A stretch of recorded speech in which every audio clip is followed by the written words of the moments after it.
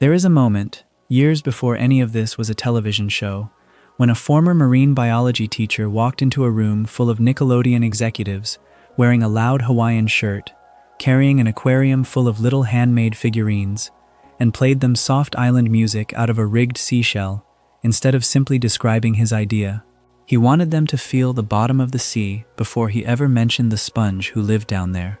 That strange little pitch became the most watched cartoon on the planet, and almost everything tender and odd and quietly wise about the show was already sitting there in that fish tank. Tonight we are going to move slowly through all of it.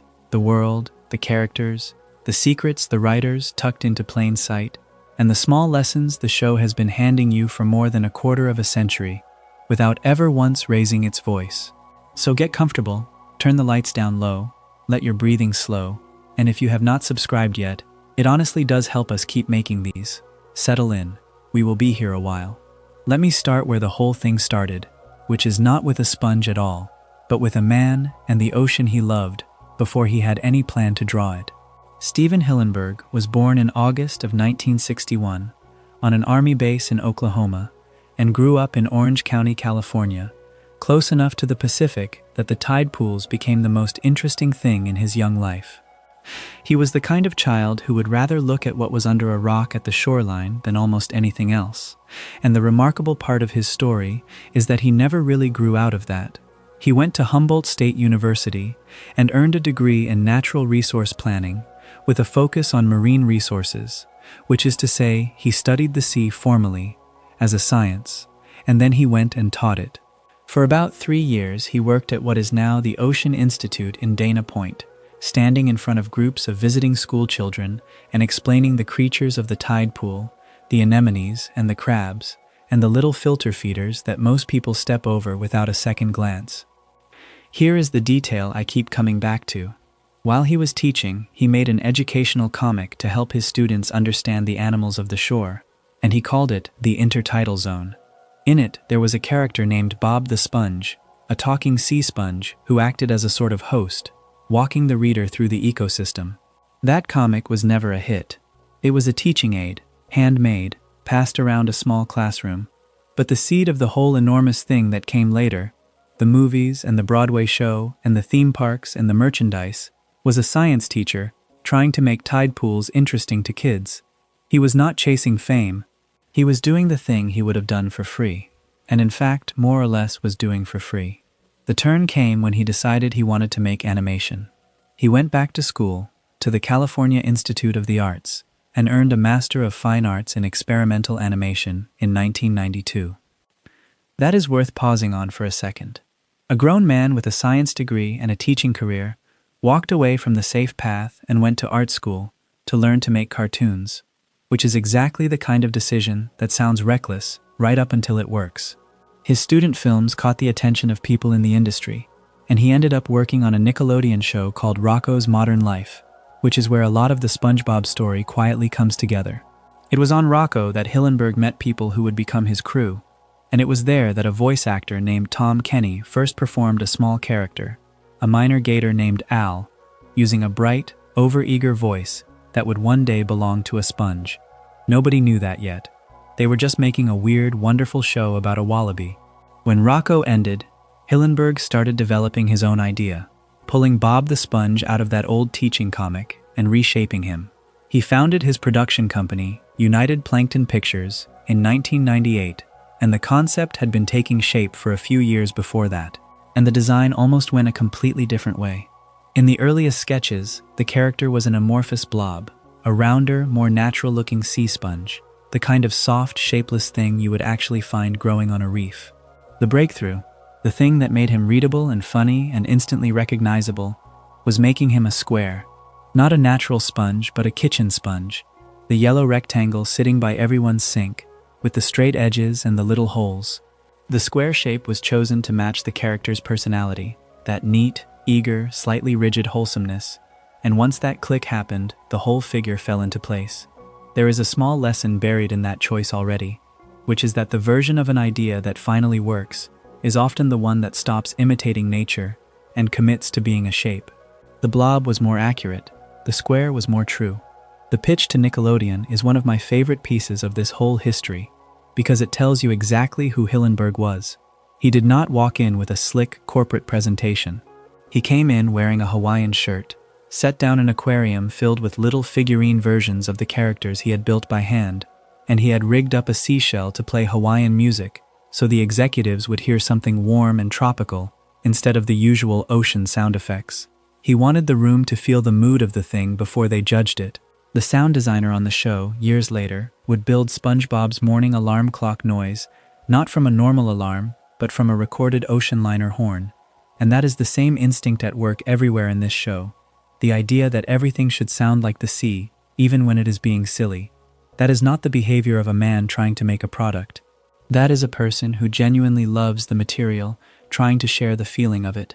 The pilot they made from that pitch is called Help Wanted, and it first aired on the 1st of May, 1999, tucked into the schedule right after the Kids' Choice Awards, so it would catch a big crowd. The official series launch came a couple of months later, on the 17th of July, with the episode pairing that included Bubble Stand and Ripped Pants. In Help Wanted, SpongeBob walks into the Krusty Krab desperate for a job, and eventually proves himself with a spatula the show describes with a long, ridiculous name, involving a porthole steel finish and a turbo drive, and the whole thing ends with a hungry mob of anchovies flooding the restaurant. It is silly and joyful, and completely sure of itself from the first minute, which is rare for a pilot. And here is a piece of that pilot most people have never heard, a little sad and very human.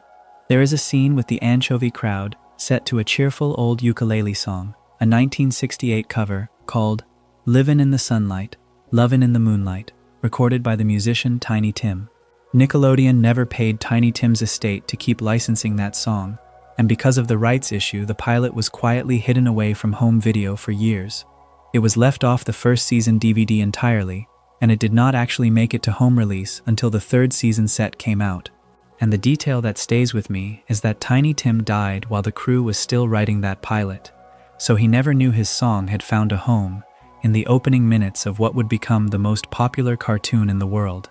It is a small ghost sitting inside the very first episode, and almost nobody talks about it. The theme song has a secret hiding in plain hearing too. That opening everyone on Earth can sing, the one where a pirate booms out the call in response about who lives in a pineapple under the sea, is not just a jaunty invention.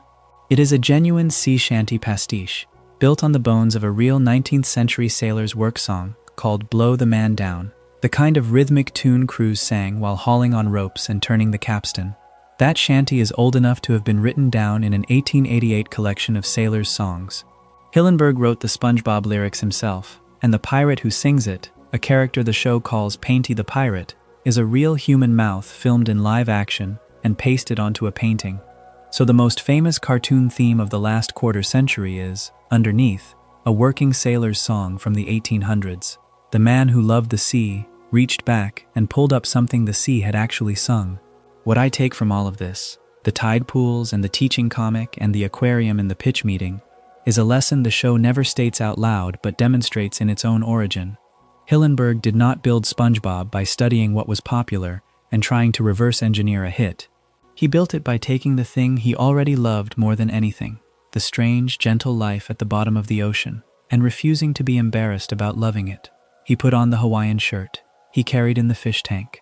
The work you would do for free, the subject you cannot stop looking at, even when nobody is paying attention, is very often the most valuable thing you have, and the trap most people fall into is treating it as a hobby to be apologized for, rather than the center of a life. A marine biology teacher drew a happy little sponge to explain tide pools to children, and it outlasted almost everything else made that year.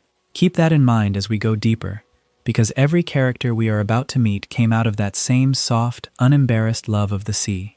Now let us go down to the town itself, because Bikini Bottom is stranger and more grounded than most people ever realize. The city sits at the bottom of the sea, and its location is not random. It sits beneath a real place, the Bikini Atoll, a ring of coral islands in the Pacific Ocean, and the Bikini Atoll is not a peaceful spot on a map. It is one of the most nuclear-scarred places on the planet. Between 1946 and 1958, the United States detonated dozens of nuclear weapons there, 67 of them, in a long program of atomic testing. and one of the earliest tests in 1946 was set off underwater, only about 27 meters down, throwing up a column of radioactive seawater. That is the actual real-world spot our cheerful little sponge lives beneath. I want to be careful here, because this is exactly the sort of thing that gets twisted online. The location link is solid. The name Bikini Bottom is a direct play on Bikini Atoll, and it is a deliberate choice by a creator who knew his marine geography cold. But the popular version of this, the idea that the characters are all nuclear mutants and that the whole show takes place in a dead, irradiated world where nothing else survived, is a fan theory, not something the show has ever stated as fact on screen.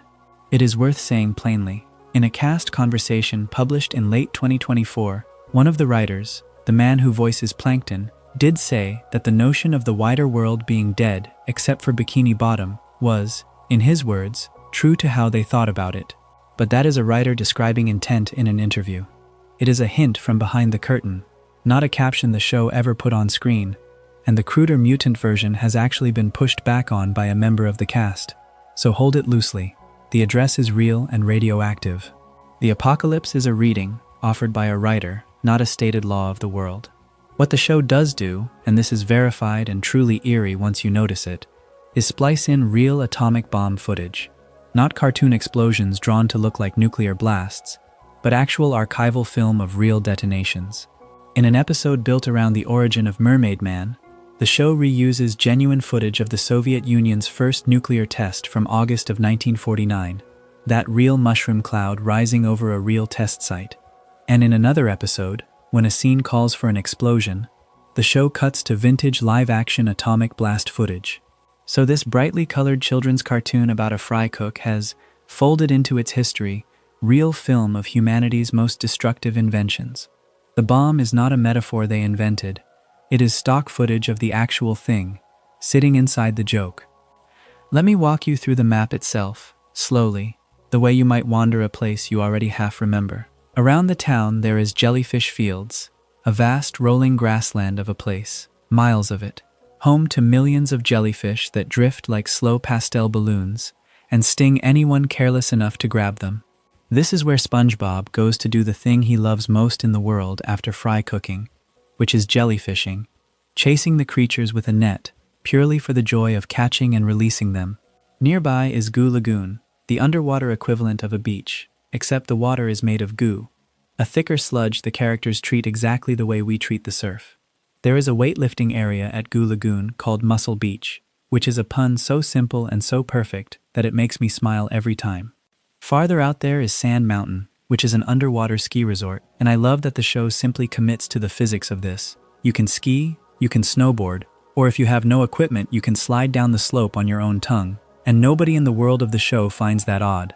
There is Rock Bottom, a city in a deep trench below Bikini Bottom, permanently dark, a place so far down that the sunlight never reaches it, and it gives the show one of its most famous phrases, when a tour guide describes the local specialty as advanced darkness. Rock Bottom is reached by a nearly vertical road, essentially only by bus, and we will come back to it later tonight because something gentle happens there. And there is the lost city of Atlantis, which the show visited in a television movie, ruled by a figure called Lord Royal Highness, voiced by David Bowie himself, a place that holds the oldest living bubble in existence, said to be more than 1 million years old. When that special aired in November of 2007, it drew something like 9 million viewers, which for a cartoon is an enormous crowd. There is also New Kelp City, a place of gray skyscrapers that looks glamorous and impressive from a distance, and turns out, up close, to be broken and dirty and a little sad, which is one of the more honest things the show has ever drawn about cities. Now here is the piece that changes how you see every frame of the show once you know it, and it comes straight from the people who painted the backgrounds. Look up at the sky in Bikini Bottom. Those are not really clouds. The background designers deliberately drew the sky shapes to look like the big printed flowers on a Hawaiian shirt. That was the intention, stated plainly by one of the background artists, to make the sky read as a flower print, a direct extension of the tiki, tropical, beach vacation feeling Hillenburg wanted everywhere. Once you have heard that, you cannot unsee it. The whole sky of the show is a Hawaiian shirt, and it goes deeper than the clouds. The look of Bikini Bottom follows a fixed visual vocabulary, A deliberate set of ingredients the artists returned to again and again: rope and wooden planks, ship's wheels and netting, anchors and rivets, buildings shaped like smokestacks, bamboo and thatch, nautical hardware crossed with tiki bar decoration, and the line work was kept intentionally loose and playful, avoiding clean symmetry on purpose, so that everything looked a little soft, a little mushy and lumpy, hand-touched rather than machine-perfect. That was a choice. The world was built to feel like something made by hand, out of things that had washed up on a beach. The Krusty Krab, the restaurant at the center of nearly every story, carries that same logic and a real memory inside its design. The building is shaped like a lobster trap, a crab trap, the kind of slatted wooden cage you drop to the seafloor to catch shellfish. And that is not a coincidence, because when Hillenburg was a teenager, he worked as a fry cook at a seafood and lobster restaurant in Maine, boiling lobsters and cooking fried food, and that job fed directly into the restaurant he would later draw. So the Krusty Krab is a trap for crabs, run by a crab, and it is also a memory of a real summer job a real teenager once had on the coast of Maine. The show is full of these hidden autobiographies, small pieces of a life folded into the scenery. There is a lesson sitting in all of this, and it is about place. Bikini Bottom is, by any objective measure, the worst possible spot to build a happy life. It sits beneath one of the most nuclear-poisoned patches of ocean on the real map. It is dark down there, cold, crushed by pressure, geologically speaking a wound. And on top of that wound, the show grows the most relentlessly cheerful town in the history of animation, a place of jellyfish meadows and goo beaches and ski mountains and a fry cook who loves his terrible job. The world of the show argues, without ever announcing it, that where you are planted and how you grow are two different questions. You do not always get to choose the atoll you land under. You mostly do get to choose whether you build a goo lagoon on top of it. I find it truly comforting that the writers set their sunniest possible world directly over the site of the bomb, as if to say, the ground under your feet does not have the final word on the color of your sky. And the sky, remember from now on, is a Hawaiian-shirt. The whole town is standing under a good mood somebody chose to draw. Let us meet the sponge properly now. We already talked about how he stopped being a shapeless blob and became a square kitchen sponge, and I will not go back over that ground, but there is an in-universe answer to why he looks the way he does that I find genuinely charming. The show has explained, through Hillenburg himself, that SpongeBob is made of cellulose, the material of a synthetic dish sponge, rather than a natural sea sponge, and that he was simply born with what you might call the square gene.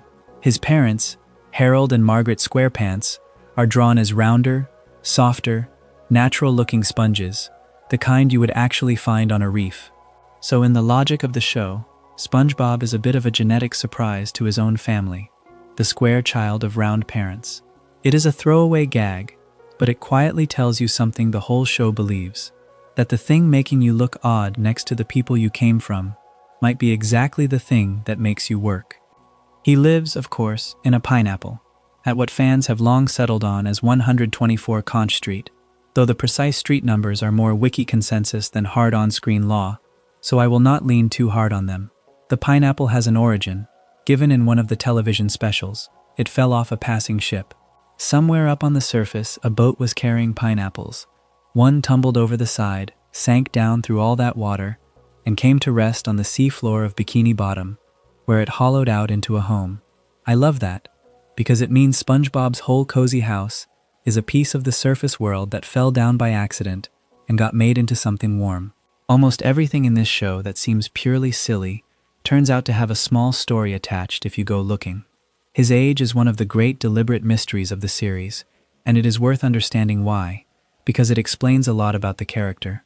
If you look closely at his boating license in one episode, it lists a birth date, the 14th of July, 1986. Here is the lovely small coincidence. That is one day after the real birthday of Tom Kenny, his voice actor, whose birthday is the 13th of July. But the show does not really want you to take that date as gospel, and there are good reasons. For one thing, if you did the math literally, that birth date would make SpongeBob only about 13 years old during the pilot, which does not fit a character who owns a home and holds down a full-time job. For another, the license itself appears in a dream sequence in an episode where SpongeBob is asleep, which muddies whether it counts as real at all. The The showrunner has said outright that the series has never really been chronological, that it does not run on a strict timeline, and that is the honest answer to how old SpongeBob is. He is deliberately unpin-downable. The reason for that ambiguity is a genuinely interesting piece of production history. Hillenburg originally wanted SpongeBob to be an adult, a grown creature with a grown life. Nickelodeon, thinking about its audience, wanted a kid who went to school, because that is the shape of most children's programming. Rather than surrender the character to childhood, Hillenburg found a compromise that let both things be true at once. SpongeBob would be an adult, living on his own, working a real job, paying his bills, but he would still go to school, specifically a boating school, learning to drive a boat, endlessly, failing the test over and over. That single compromise is why the character feels the way he does. He has the independence and responsibilities of an adult, and the wide-open, unguarded enthusiasm of a child, and he is allowed to keep both because the show never nailed down how old he is. Analysts who have tried to place him tend to land somewhere in the late teens to mid-20s, but the truth is the writers protect the vagueness on purpose. Then there is the voice, which Tom Kenny built partly out of that old Rocko gator, and partly out of a lineage of gentle physical comedians. The behavioral inspirations for SpongeBob include Charlie Chaplin, Laurel and Hardy, Jerry Lewis, and Pee Wee Herman. That whole tradition of sweet, elastic, slightly manic innocence, and the signature laugh, that high squeaky giggle Kenny makes by patting his own throat while he laughs to get the fluttering quality. It is a physical trick, a hand on the neck. Kenny and Bill Fagerbakke, who voices Patrick, also improvise a great deal of the laughter and the back and forth between the two friends, which is part of why their scenes feel so loose and real. A lot of what sounds like a script between SpongeBob and Patrick is two actors who genuinely enjoy each other messing around at the microphone. But the thing that actually defines SpongeBob, the reason he has lasted, is the optimism, and I want to make a case for taking it seriously rather than treating it as a childish default. It is easy to watch the show and think SpongeBob is happy because he is simple, because he does not understand how hard the world is. I do not think that is right. He gets humiliated constantly. He fails his driving test again and again, year after year. Squidward is cruel to him almost daily. His boss underpays and overworks him. He is fully exposed to disappointment, and he chooses, over and over, to meet it with enthusiasm anyway. The philosophical core of the show has often been described as an innocent set loose in a world of jaded characters. And the important word there is not innocent, it is choice. Joy, in SpongeBob, is not a mood that happens to him. It is a discipline he practices. He works at being glad the way other people work at being cynical. The episode that makes this clearest is one of the earliest and best, Pizza Delivery, from the first season. SpongeBob and Squidward have to deliver a pizza to a customer far out of town. Their boat runs out of gas, and they end up stranded in a kind of wilderness. Squidward spends the whole trip complaining, scheming, giving up, trying to eat the pizza, treating the situation as an insult. SpongeBob treats it as a mission, keeps the pizza safe, sings a little song about the Krusty Krab pizza being the pizza for you and me, and stays weirdly cheerful through genuine danger. When they finally reach the customer, and the man is rude and rejects the pizza, SpongeBob is briefly devastated, and then he does the thing that is the actual heart of the character. He stops worrying about the pizza and worries about Squidward instead, who is hurt and hungry, and he gives him what comfort he can. The lesson people usually take from that episode is about not letting fear or complaint run your journey, and that is there. But the deeper one, the one I keep with me, is smaller and harder. Serve the person in front of you. When the big goal collapses, and it will, the thing that remains available to you is kindness to whoever is actually standing there. SpongeBob almost always defaults to that, and it is the least childish thing about him. Even the very first proper episode, the one that launched the series, is quietly about the danger of taking a joke too far. In Ripped Pants, SpongeBob tears his shorts at Goo Lagoon, gets a big laugh, and then keeps faking the same accident over and over to keep the crowd laughing until everyone is sick of him and he has humiliated himself into loneliness. He sings a song about it, about how he ruined a good thing by overplaying it. It is a first-week episode about the exact temptation the show itself would have to resist for the next quarter century, the temptation to keep doing the bit that worked long after it stopped being funny. There is something almost self-aware about opening your series with a story about not running a gag into the ground. So when you watch SpongeBob greet a terrible morning by leaping out of bed, when his alarm clock made from an ocean liner horn goes off, and he throws his arms up and shouts that he is ready, I would gently push back on reading that as mindlessness. He is not ready because nothing bad has ever happened to him. He is ready because he has decided to be, in a town built over a bomb, working a job that barely pays, for a boss who loves money more than people, in a neighborhood where the man next door despises him. He gets up glad on purpose. That is the discipline. And if there is one thing to carry out of this whole long night, it might just be that gladness. Real gladness, the kind that survives contact with a bad day, is not a temperament you are born with or without. It is a practice, and SpongeBob practices it every single morning before the rest of Bikini Bottom is even awake. Across the way, under a rock, lives the best friend, and Patrick Star is a more interesting character than he is usually given credit for. He is a pink starfish. He lives, literally, under a rock, lifting it up like a lid to climb inside.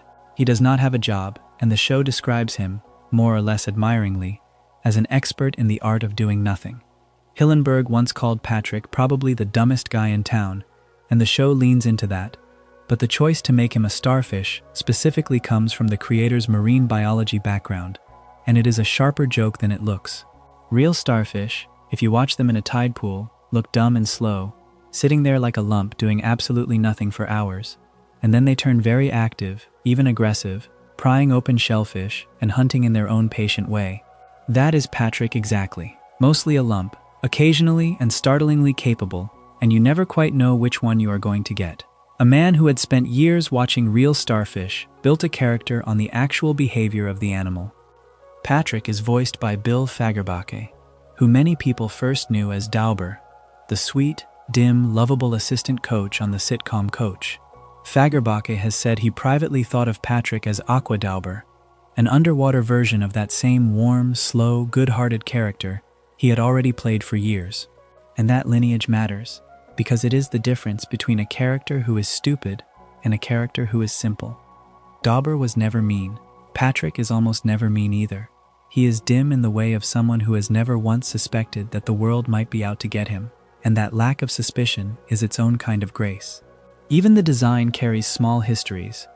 In the original 1997 pitch Bible, the document Hillenburg used to sell the show, Patrick was drawn wearing floral shorts, before the design was simplified down to the plain green trunks we know now. The flowered version got sanded down to the essentials, which is very on brand for a character whose whole personality is essentials.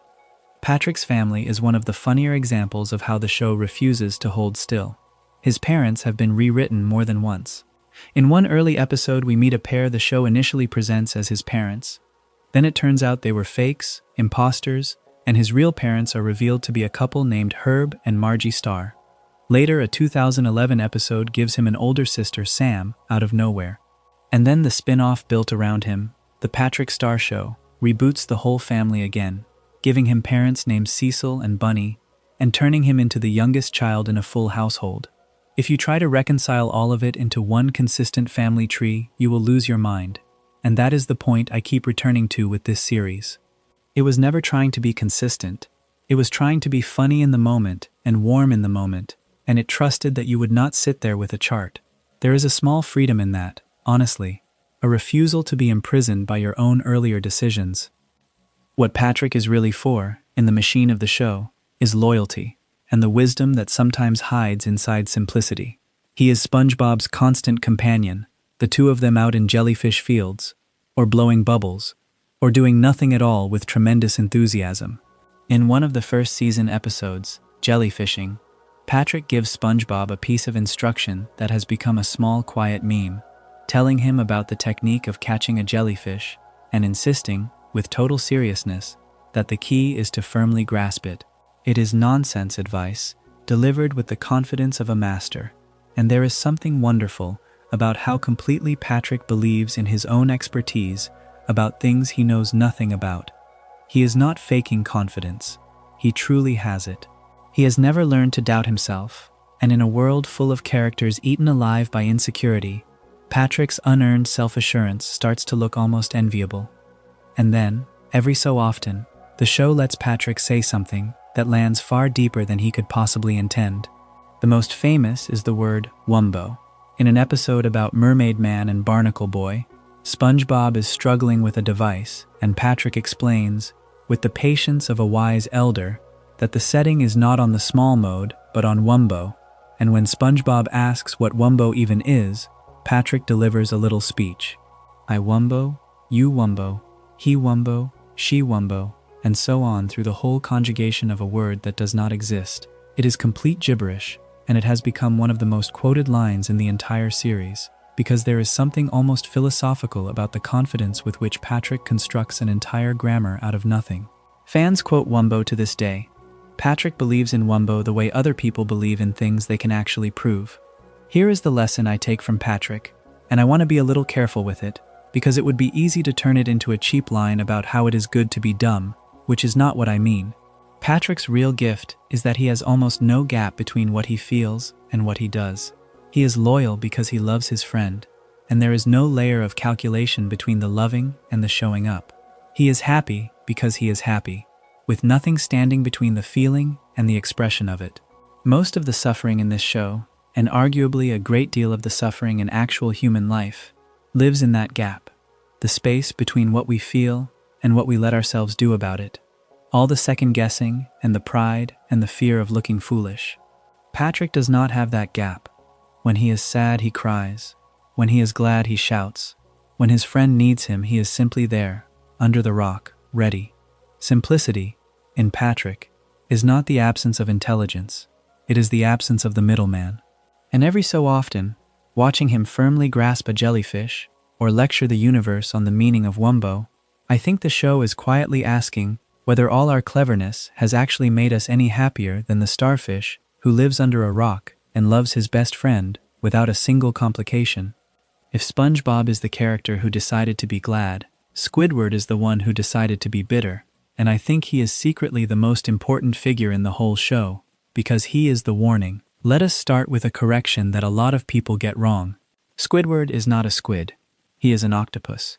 The name is a blend of the word squid and the ordinary human name Edward.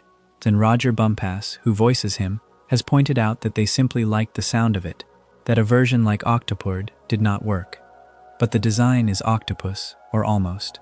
He is usually drawn with 6 limbs rather than the 8 a real octopus has, because 6 were simpler to animate, and if you watch carefully across the series, you will catch inconsistencies, at least a couple of episodes where the animators gave him the full 8.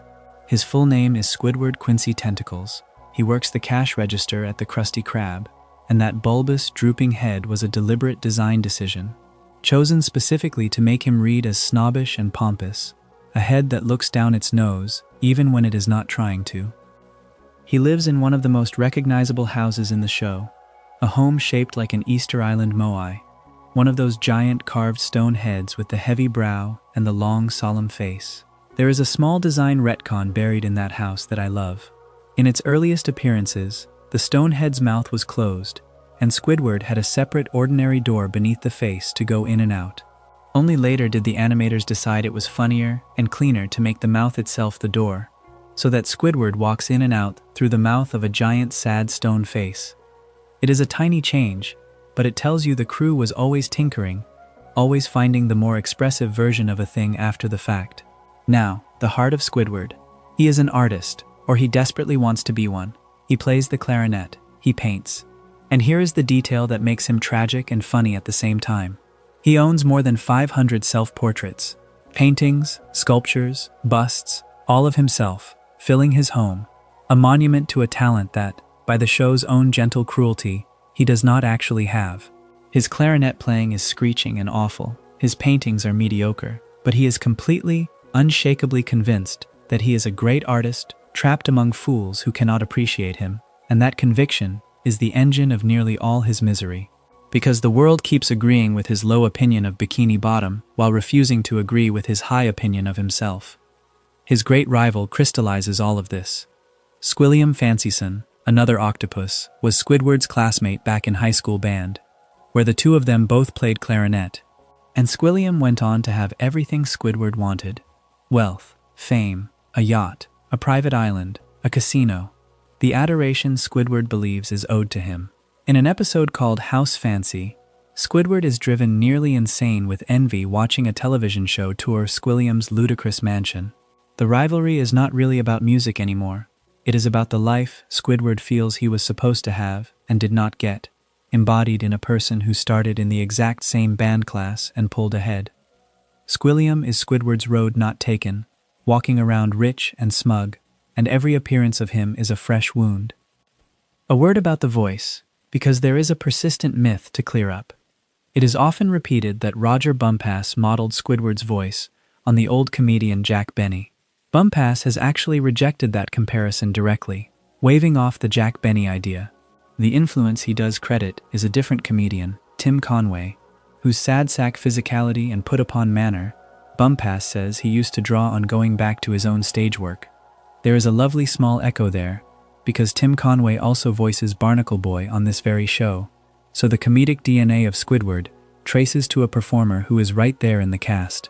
And a piece of trivia about that voice that delights me: Squidward screams in what feels like every other episode, those long, agonized howls, and Bumpass has said his scream range was more or less discovered by accident when an early script called for Squidward's utility belt to electrocute him in a Mermaid Man and Barnacle Boy episode.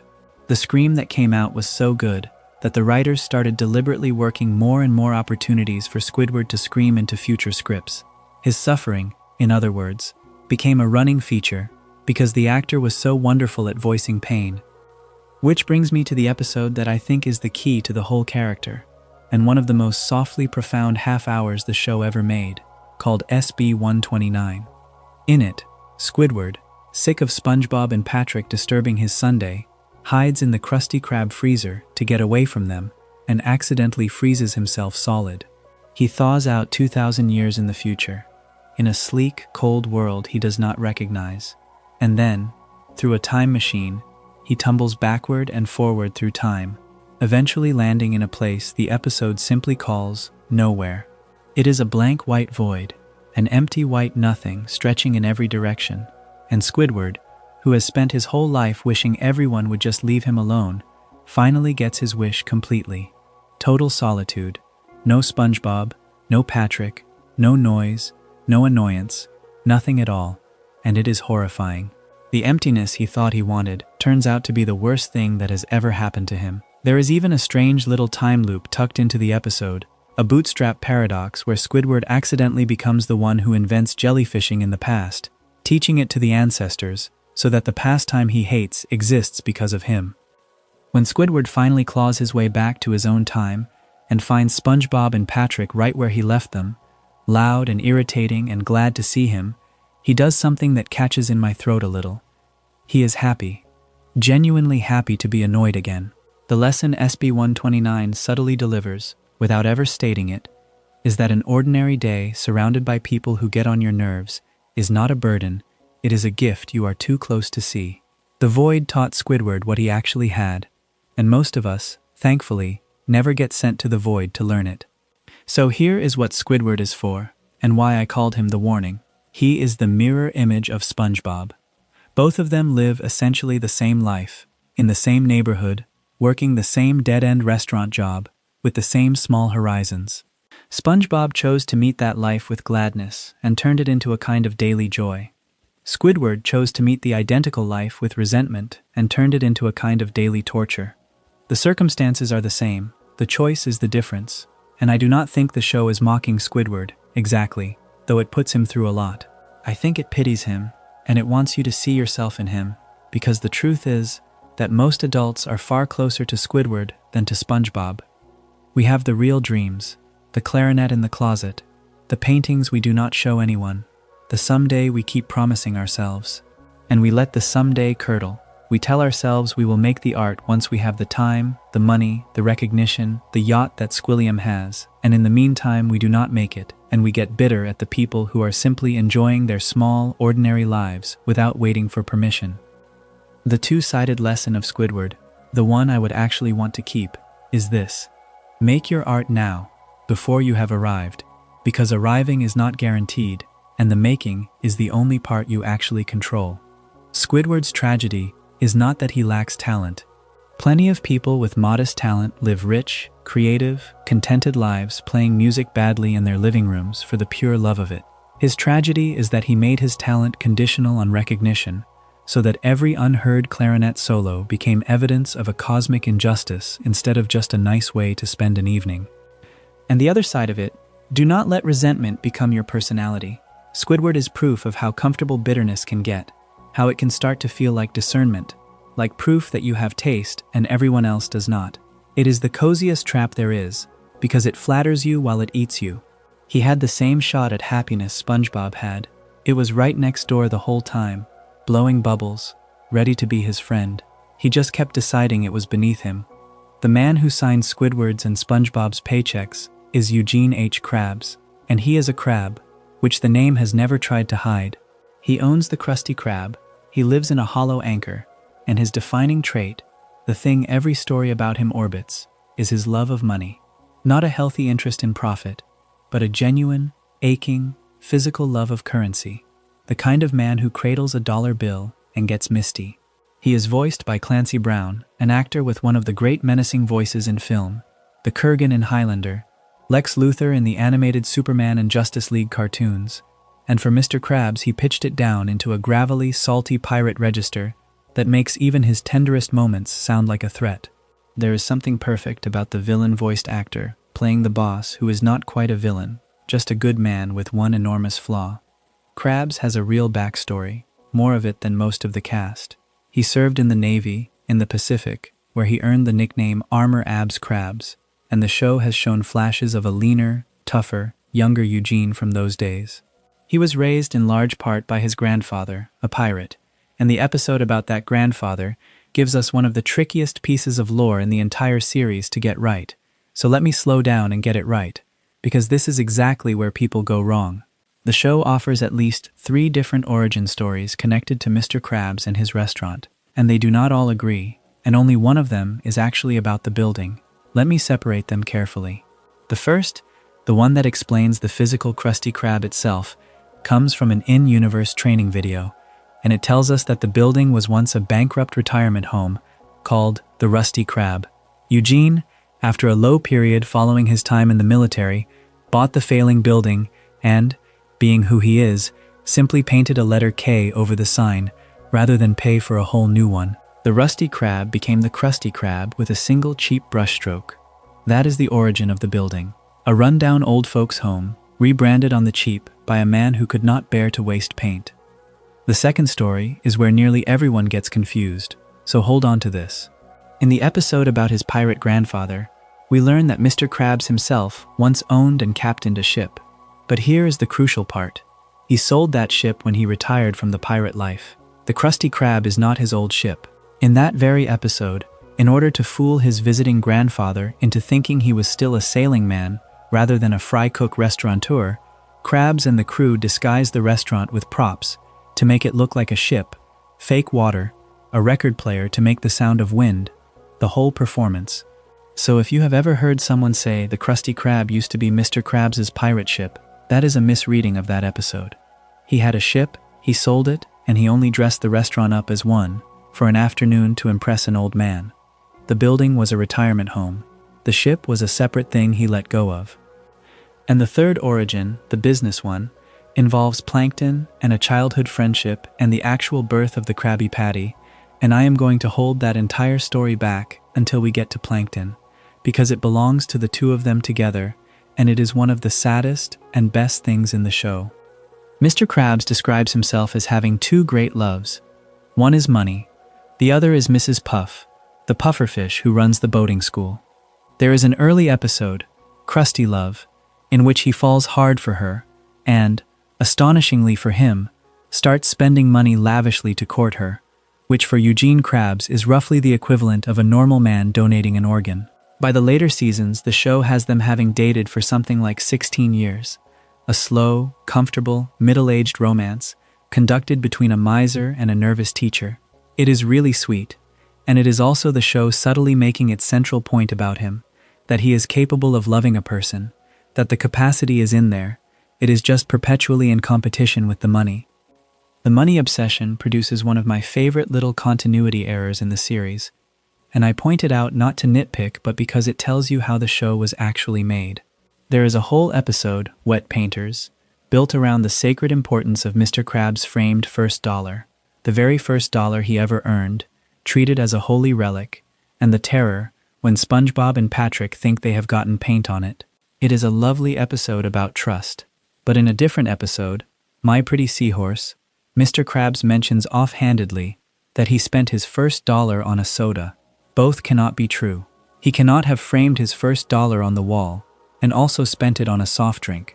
The contradiction exists because the episodes aired out of their production order, and the show, as we have established again and again, was never running a tight continuity. 2 writers, 2 episodes, 2 versions of the same sacred dollar.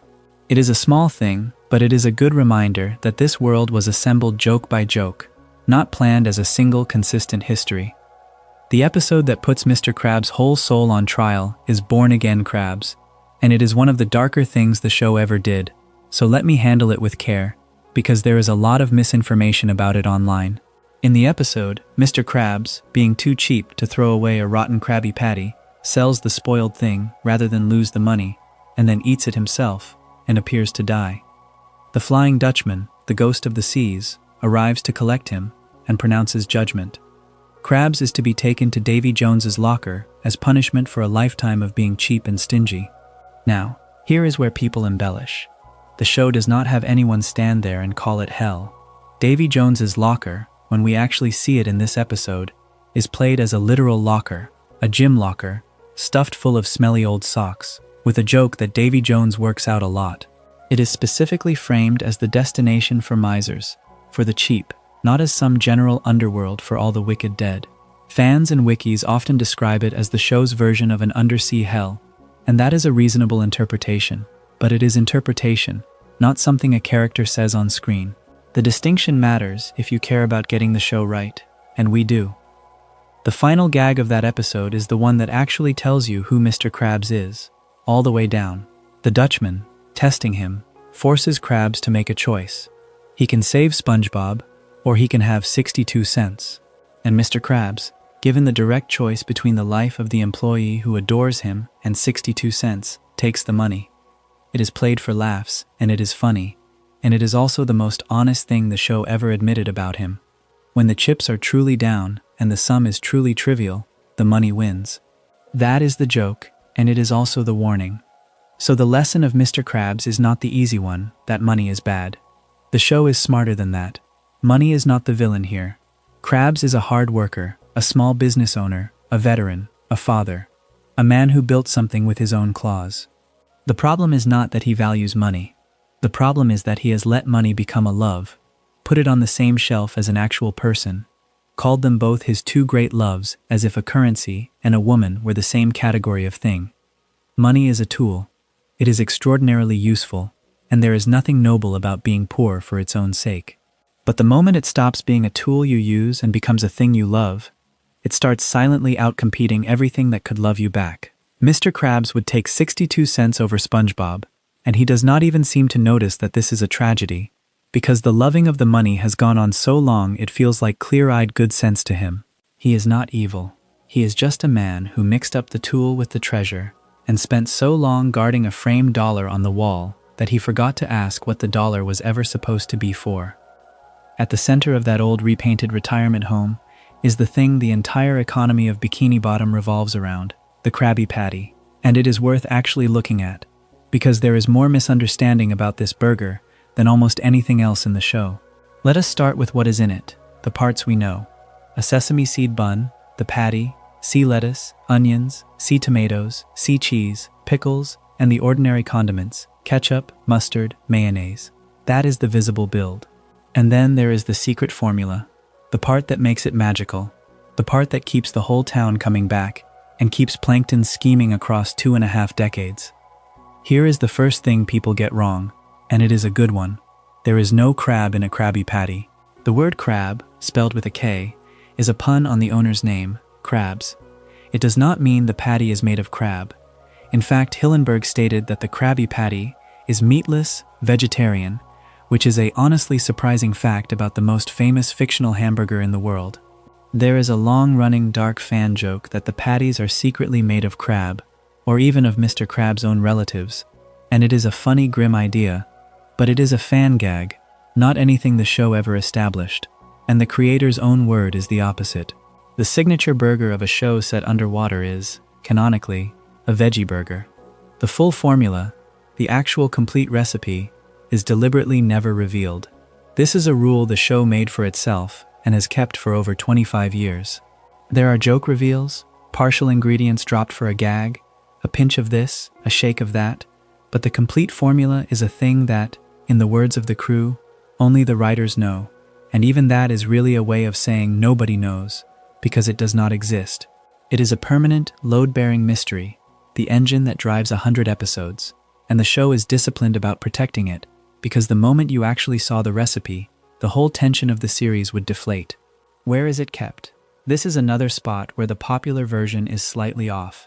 The formula is written on a piece of paper, sealed inside a small light blue glass bottle, stoppered with a cork, and its normal home is a safe inside the Krusty Krab. That is the main hiding place. Now, there is also a recurring gag about the formula being hidden under Mr. Krabs' mattress.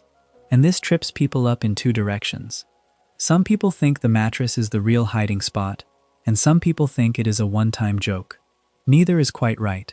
The mattress hiding place shows up in more than one episode, and across the series the location actually moves around, safe in one story, mattress in another, somewhere else in a third. The show is not consistent about where the formula lives, and that inconsistency is itself the honest answer.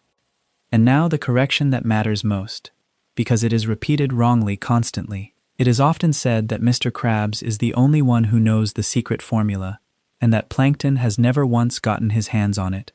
Both of those statements are false. SpongeBob knows the combination to the safe. Krabs trusts him with it, which is a quiet, enormous fact about their relationship that the show rarely underlines. And Plankton has succeeded. In the first SpongeBob movie, from 2004, his long-plotted Plan Z actually works. He steals the formula, he mass-produces and sells Krabby Patties, he wins, at least for a stretch of the film before it all comes undone. So the correct version is that Plankton has never gotten the formula in the television series, but in the movie he pulled it off, the one true success of his entire life. If you ever hear someone say, Plankton has failed every single time, gently remind them about the movie. Because the Krusty Krab is the most drawn location in the show, it is also where you can catch one of the great open secrets of the animation, which is a single recycled background fish. There is one character model, known to the crew and to fans as Incidental 41, who is the most common face in the crowd, and the running joke of the production is that he gets a brand new name almost every single time he speaks. In one episode he is called Peterson. On the trading cards he is Percy. In the 2004 movie he is Phil. In another episode he is R.A. Pennypincher. In yet another he is simply Nat. It is the same fish, over and over, renamed at the whim of whatever script he wanders into, and once you know to look for him you start spotting him everywhere. This one poor anonymous everyman standing in line at the Krusty Krab under 100 different names. There is something oddly beautiful about that. An ordinary background citizen who has silently appeared in more episodes than most of the named cast, and never once got to keep his own name. The Krusty Krab is also, worth remembering, a place of real danger, because it sits in an ocean where fishing hooks descend from the surface. The show has a whole mythology of hooks, giant fishing hooks dangling down with bait on them, luring the citizens of Bikini Bottom up to a horrible fate. And there is a famous episode, Hooky, built entirely around SpongeBob and Patrick, playing on the hooks like a carnival ride despite Mr. Krabs' terrified warnings. But here is a detail that rewards long attention. Those killer hooks were planted in the show long before the episode that made them famous. They first appear as a background threat seasons earlier, in an episode called Karate Choppers, plainly hanging there in the world before the writers ever built a full story around them. The danger was seeded and left to sit, so that when Hooky finally made the hooks the center of an episode, they already belonged to the world. That is patient world building hiding inside a goofy cartoon. So what is the lesson of the Krabby Patty, of a secret formula guarded for a quarter of a century? I think it is really about the difference between a secret and the trust around it. Notice what the formula actually is. It is a MacGuffin. It is a piece of paper in a bottle that we, the audience, are never allowed to read, and that never really needed to say anything at all, because its content was never the point. What the formula does is create relationships. It is the reason Mr. Krabs trusts SpongeBob with the combination to the safe, an intimacy the gruff old miser extends to almost no one. It is the thing SpongeBob guards not for money, but out of loyalty to a friend and a place he loves. The recipe itself is empty. The value lives entirely in the people who keep it and the trust that lets them keep it together. And I think that is true of most of the things we treat as precious secrets in our own lives, that the actual content matters far less than we imagine, and the real treasure was always the person we trusted enough to hand the combination to. Plankton spends his whole life trying to steal the paper, and never once understands that the paper was never the valuable part. Directly across the street from the Krusty Krab, close enough to glare at it out the window all day, sits the chum bucket, and inside it lives one of the great tragic figures of the show, Sheldon J. Plankton. He is, as his name suggests, plankton, and more specifically, a copepod, one of those tiny drifting creatures that float in the sea by the countless billions. He is green, he has one eye, he is about the size of a fingernail, and he has devoted his entire existence to a single goal, stealing the secret formula for the Krabby Patty so that his own failing restaurant might finally beat his rivals. He is voiced by Mr. Lawrence, also known as Doug Lawrence, who is not only the voice of Plankton, but one of the show's important writers, which is part of why Plankton, the antagonist, is written with such obvious affection. Let me clear up one small thing first, because it is a known trap. Plankton is very small, one of the tiniest characters in the show, but he is not the smallest. He has a pet, an amoeba named Spot, and Spot is smaller than Plankton is. So the next time someone tells you Plankton is the smallest character in the whole series, you can gently point out that his own pet has him beat. It is a lovely detail that this obsessive little creature who feels dwarfed by the whole world keeps, as a companion, something even smaller than himself, something that adores him. The voice is a wonderful little collage, and Mr. Lawrence has been open about where it came from. Plankton's voice is built out of 3 ingredients: a bit of Tony the Tiger, the booming breakfast cereal mascot, a bit of the actor Gregory Peck, that rich, dignified gravity, and, underneath, a real childhood friend of Lawrence's, a kid who had an incongruously deep voice, a voice far too big and grave for how he looked. Put those together, the serial tiger, the Hollywood leading man, and the deep-voiced friend from childhood, and you get the grand, thundering self-importance of a creature the size of a lentil. That mismatch, the enormous voice coming out of the tiny body, is most of the comedy of Plankton right there. Now, the marriage, because it is actually one of the most interesting relationships in the series. Plankton's wife is Karen, and Karen is a computer. She is a waterproof artificial intelligence supercomputer, described in the show as being cobbled together from a calculator and some wires, and she is, without any real competition, the brains of the operation. The evil schemes people credit to Plankton are very often Karen's. The show even gives her a joke acronym, that the word wife stands for Wired Integrated Female Electroencephalograph, which is exactly the kind of overcooked nerd pun the writers loved. And she is named after Karen Hillenburg, the creator's own wife, which is one of many small tributes Stephen Hillenburg tucked into the show to the people he loved. There is a beautiful piece of real-world symmetry here. Karen is voiced by Jill Talley, and Jill Talley is married, in real life, to Tom Kenny, the voice of SpongeBob. So the sunniest character in the show and the wife of the villain are played by an actual married couple, a husband and wife who met in the early 1990s and married in 1996, sitting in recording booths, bringing to life a sponge and a supercomputer who never share a tender scene. There is a story that Karen Hillenburg herself was originally going to voice the character named after her, but on the first day of recording she got too nervous, and Jill Talley stepped in and made the role her own. I find that a very human little origin, the creator's wife too shy to voice the computer that carries her name, and a friend catching the part instead. Karen also has a hidden history of being rewritten, which fits the pattern of this whole show. She did not start as Plankton's wife at all. In the beginning, she was simply his talking supercomputer, A screen bolted to the wall of the chum bucket, an assistant, a tool.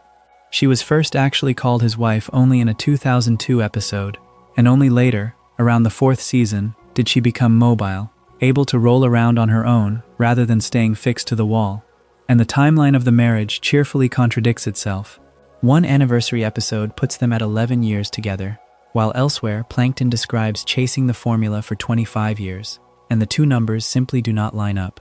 As with everything else in Bikini Bottom, the emotional truth of the marriage was always more important to the writers than the arithmetic of it.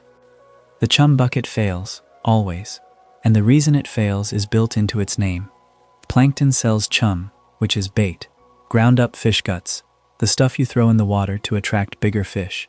It is essentially inedible, and no matter how he dresses it up on the menu, chum burgers, chum fries, chumbalaya, chum pie, nobody wants to eat it. His restaurant is empty day after day while the Krusty Krab across the road is packed. And that contrast, the full restaurant and the empty one, is the daily humiliation that drives all his scheming. But to understand Plankton, you have to hear the origin story I held back earlier, the one that belongs to him and Mr. Krabs together, from the episode Friend or Foe. Here is the thing almost nobody remembers when they think of these two as mortal enemies. They were best friends. Not just childhood acquaintances, best friends. And the show says they were born in the same hospital on the same day. Two tiny oddballs who found each other early and were inseparable. And they went into business together.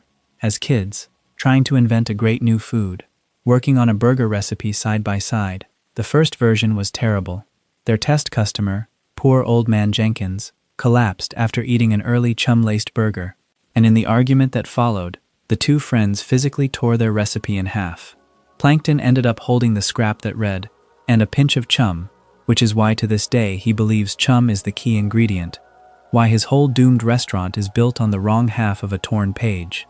And Mr. Krabs, in the chaos of the fight, when a shelf got knocked over and spilled its ingredients together by accident, ended up holding the burger that would become the real Krabby Patty.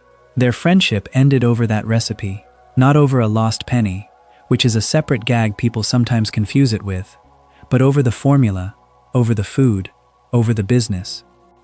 And the detail that deeply aches, at the end of Friend or Foe, the two old men almost reconcile.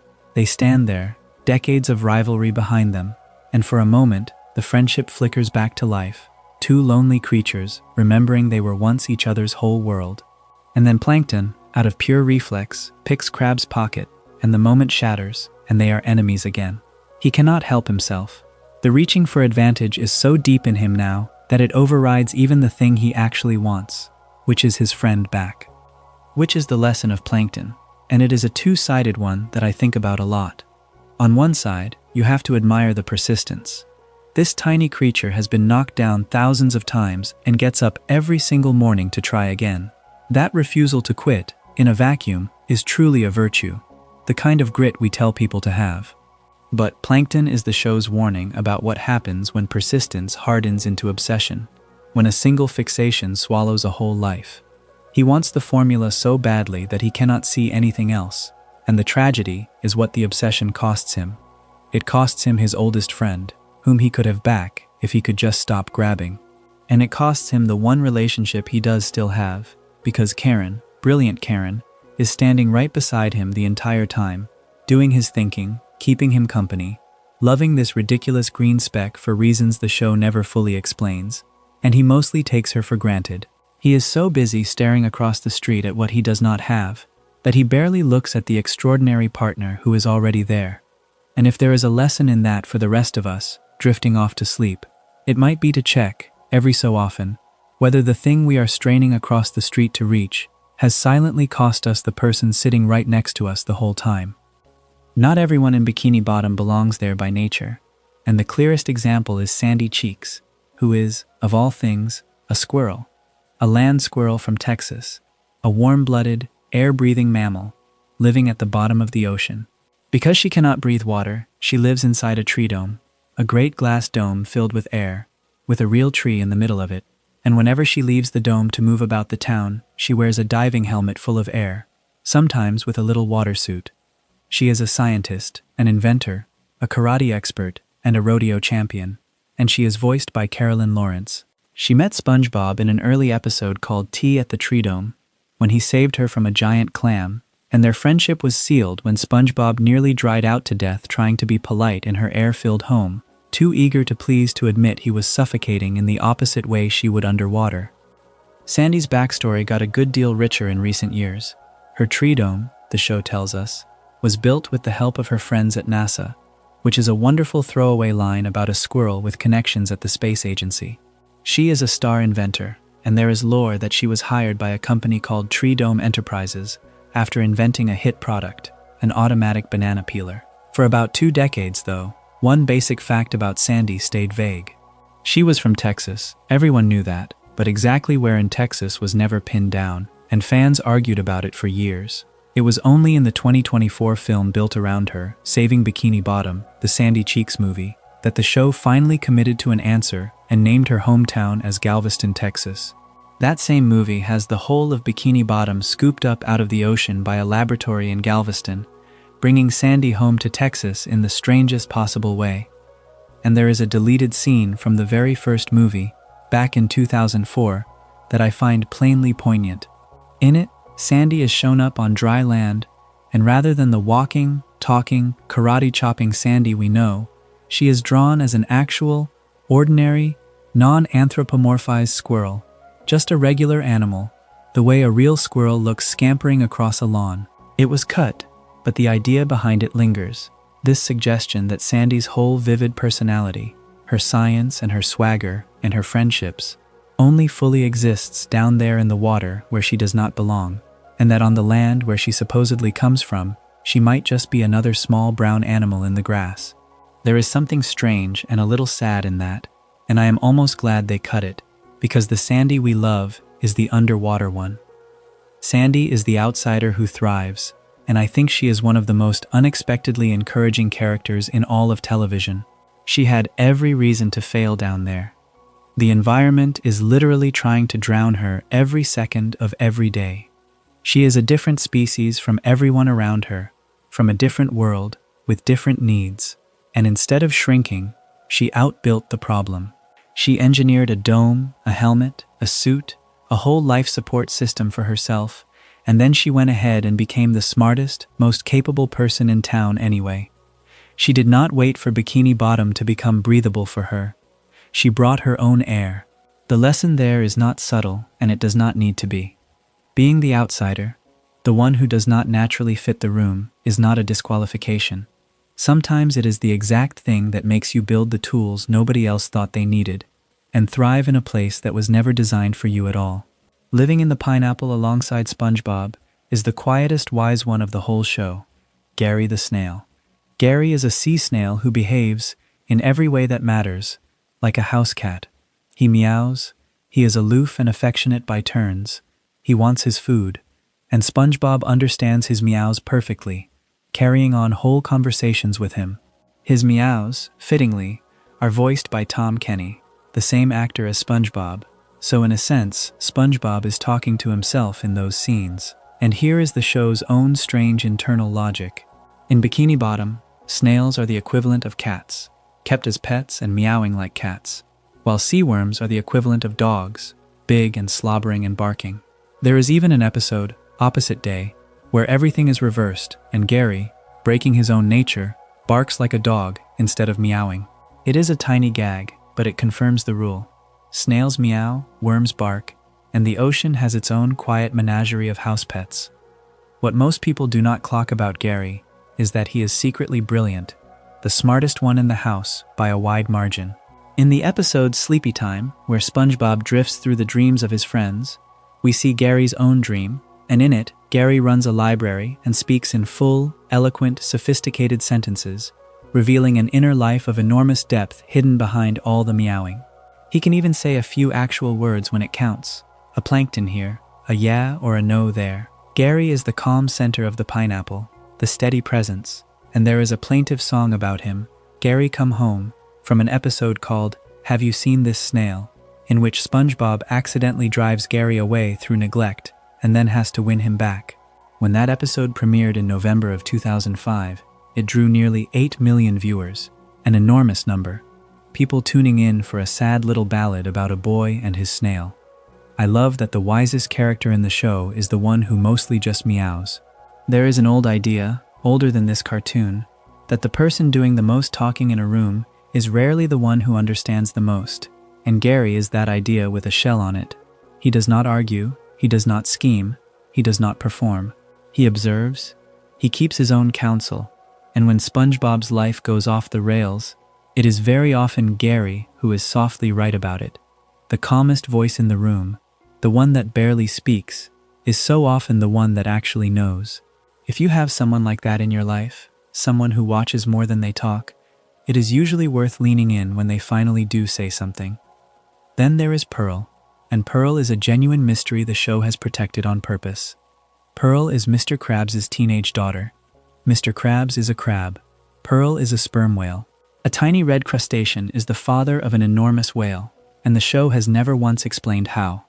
The official line, offered as a kind of shrug, is that she takes after her mother, who was also a whale, and Stephen Hillenburg flatly refused, throughout his life, to ever reveal who Pearl's mother was or how any of it worked. It is a permanent, deliberate, unanswered question, and we actually know a bit about why. A writer named Richard Purcell wrote full origin stories, real backstories, for both Pearl and for SpongeBob himself, and Hillenburg rejected both of them. He did not want those blanks filled in. He wanted Pearl's parentage and SpongeBob's beginnings to stay open, unexplained, mysterious. Pearl is voiced by Lori Allen, and she is written as a fairly ordinary teenager, embarrassed by her dad, into pop music and the mall, except that she happens to be a whale the size of a building, living with a crab in a hollow anchor. I have come to think the refusal to explain Pearl is itself a small piece of wisdom. We live in a culture that wants every backstory filled in, every mystery solved, every gap closed with a prequel. Hillenburg looked at the strangest unanswered question in his own show, and decided the strangeness was worth more than the answer. Some things are better left unexplained. A whale can just be a crab's beloved daughter, and the how of it can simply not matter, and the family is real anyway. Not everything that is true needs to be accounted for. And finally, in this little gallery, there is Mrs. Puff, SpongeBob's long-suffering boating teacher, and she carries one of the show's quietest sorrows. Mrs. Puff is a pufferfish, and when she is frightened or startled, she inflates, puffing up into a spiky ball exactly the way a real pufferfish does. There is a lovely real-world design reason for this, because she runs a boating school and is constantly in the passenger seat while SpongeBob crashes the boat. Her inflating on impact reads, subconsciously, like a car airbag deploying, tying her defensive puffing to the actual physics of a crash. She is voiced by Mary Jo Catlett, and she spends her whole life in a state of gentle terror because SpongeBob, a truly sweet student, is somehow completely incapable of passing his driving test, crashing the boat year after year, decade after decade. But here is the detail about Mrs. Puff that recolors the whole character once you know it. She is a widow, and the way she was widowed is dark, even by this show's standards. Her husband was caught by fishermen from the surface and turned into a novelty lamp, a lamp. Somewhere up in the human world, Mr. Puff is a decorative light. It is mentioned almost in passing, a throwaway line, and it means that this nervous, harried, endlessly patient teacher is carrying a quiet grief the whole time, going to work every day, getting in the boat with the student who will certainly crash it again, while somewhere a member of her own species has been made into furniture. She and Mr. Krabs eventually date, two lonely middle-aged creatures finding some comfort together, which makes her a little less alone.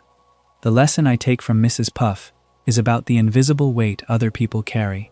Here is a character whose entire comedic function is to be exasperated by SpongeBob, the butt of a repeating joke about a driving test that never gets passed. And underneath the joke is a widow who lost her husband to a horror, showing up to teach anyway, patient anyway, kind to her hopeless student anyway. You almost never see the lamp. You just see the puffing and the sighing and the frustration. And I think that is true of most of the exasperated, harried, short-tempered people we pass in our own days. The ones who seem to be nothing but their bad mood. There is very often a lamp in the back of the story somewhere, a grief you cannot see, a reason the patience is running thin. Sandy brought her own air to a world that could not hold her. Gary kept his wisdom behind a meow. Pearl's whole existence was left a gentle mystery, and Mrs. Puff kept getting in the boat. The supporting cast of this show is a quiet argument that everyone around you is carrying more than their role in your day would suggest. Above the ordinary life of Bikini Bottom, there is a layer of myth, the heroes and gods and ghosts of the sea, and the show treats them with a lot of love. Start with the two SpongeBob and Patrick worship above all others, Mermaid Man and Barnacle Boy. These are two elderly, semi-retired superheroes, a parody of the old Silver Age comic book heroes, a sort of undersea Batman and Robin who have simply grown very, very old.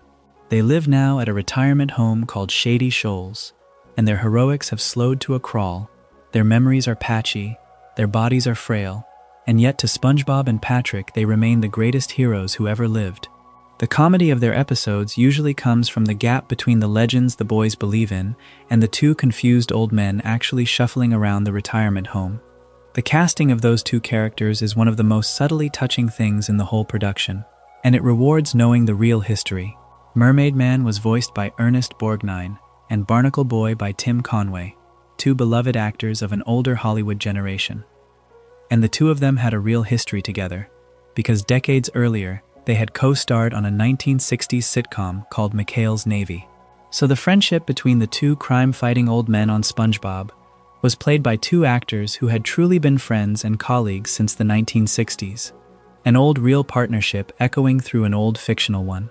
When you watch Mermaid Man and Barnacle Boy bicker like an old married couple, you are hearing two men who had actually known each other most of their lives.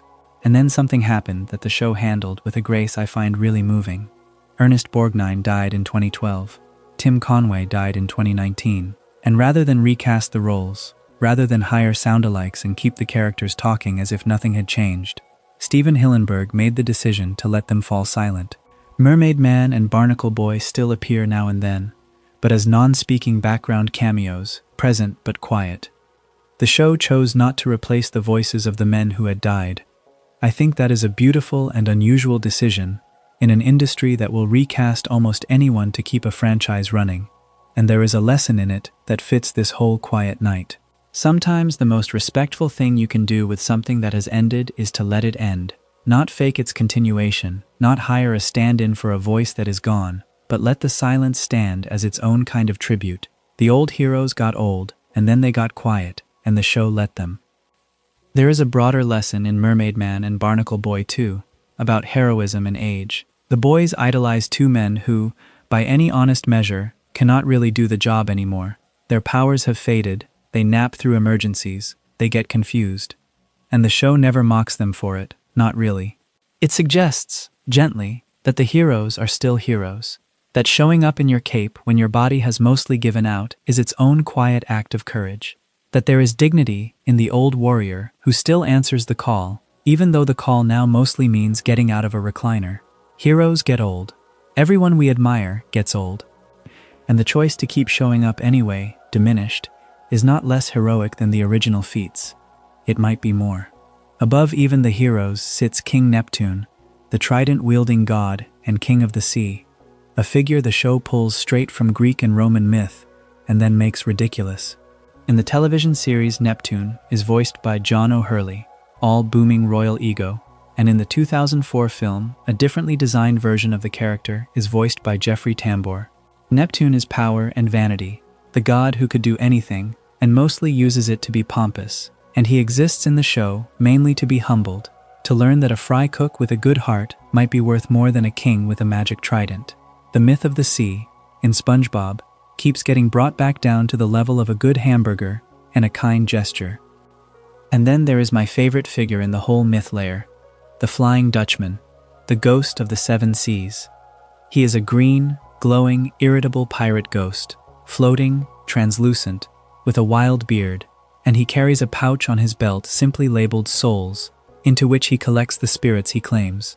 He can levitate, teleport in puffs of smoke, steal souls, and turn other characters into ghosts. He is voiced by Brian Doyle Murray, whose gravelly delivery makes the Dutchman both honestly spooky and actually funny, a fearsome legend who is also kind of a cranky old sailor, annoyed that nobody respects the old ways of haunting.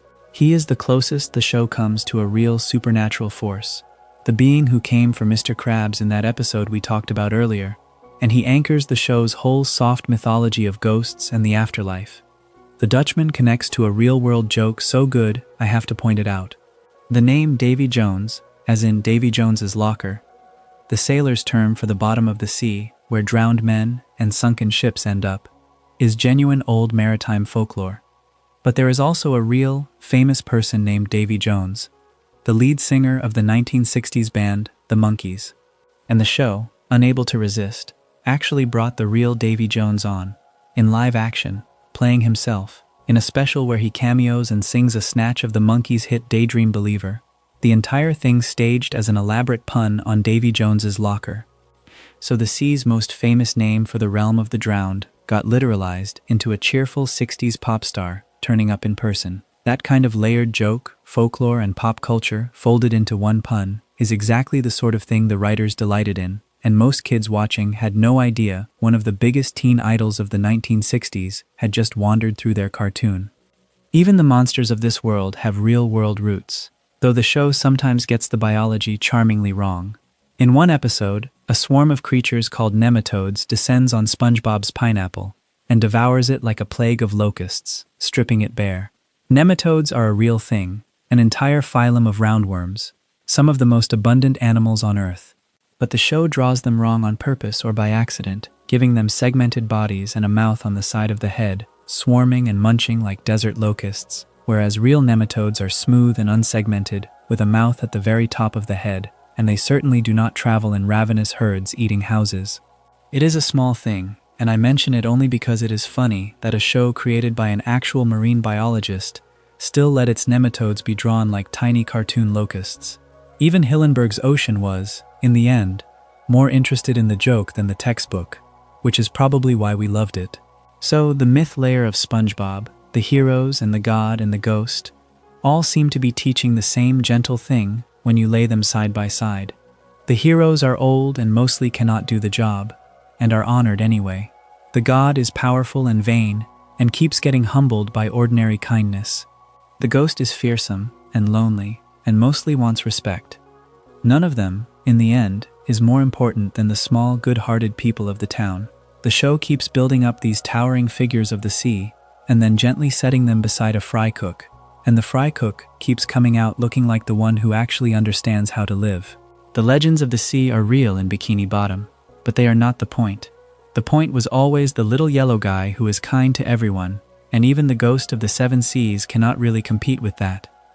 We are getting late into the night now, and this is the part of the tour where we go into the darker corners of the show, so let me tell you up front that I am going to keep them gentle, because these stories, the scary ones, almost all turn out to be about comfort in the end.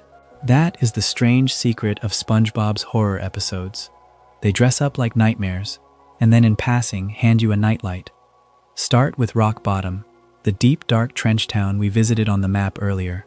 There is a first season episode where SpongeBob, coming home from a trip, gets off the bus in the wrong place and finds himself stranded overnight in Rock Bottom, alone, in a city of total darkness where the sunlight never reaches and the strange deep-sea residents do things a little differently. He cannot find a bus home. It gets darker, and at the tensest moment, sitting alone in the black, he hears a sound behind him in the dark, a raspberry sound, a rude wet noise coming from something he cannot see. Your whole body, watching it as a kid, braces for a monster, and then the light comes on, and the thing making the sound turns out to be a friendly anglerfish, a big gentle creature who has only been trying to help him the whole time, and who ultimately gives SpongeBob the push he needs to float back home. The scary thing in the dark was a friend. That episode has a real-world root that makes it even better, and it comes from the writer Mr. Lawrence, the same man who voices Plankton. When he was a small child, a first grader, he and a friend got on the wrong school bus. They rode along and slowly realized they did not recognize anyone, did not know where they were going, and for 20 or 30 minutes they sat in that specific childhood terror of being lost and carried somewhere unknown. That real memory, that wrong bus panic, became the emotional engine of Rock Bottom decades later. It is why the episode feels so true, why the fear in it lands, because it is built on an actual feeling a real person carried since childhood, and it resolves the way he must have wished his own wrong bus ride would resolve. with a kind stranger in the dark helping a lost boy get home. The lesson of rock bottom is one I hold on to, especially on the nights when my own imagination gets loud. The thing in the dark is very often kinder than your fear of it. So much of what we dread, sitting alone in the metaphorical trench at the bottom of some bad day, turns out, when the light finally comes on, to be an anglerfish trying to help. Not always, but far more often than the fear would have us believe. The dark is mostly just a place where we have not yet seen who is standing there. Then there is graveyard shift, and this is one I have to be careful with, because the internet has thoroughly muddled it. In the episode, SpongeBob and Squidward are forced to keep the Krusty Krab open all night, and Squidward, bored and a little cruel, decides to scare SpongeBob by inventing a monster. He makes up the hash-slinging slasher, and this is the crucial point that so many people forget. The hash-slinging slasher is not real. Squidward invents him on the spot, a made-up urban legend to frighten his co-worker. The backstory Squidward spins is elaborate and ridiculous. A former fry cook at the Krusty Krab who was clumsy, who accidentally cut off his own hand and replaced it with a rusty spatula, who was then run over by a bus, and who, in the punchline of the whole grim tale, was fired at his own funeral. And this ghost, Squidward says, returns every Tuesday night, which he then has to clarify is the night after Monday. Squidward lays out 3 signs that will herald the slasher's arrival. The lights will flicker, the phone will ring and no one will be there, and a ghost bus will pull up outside.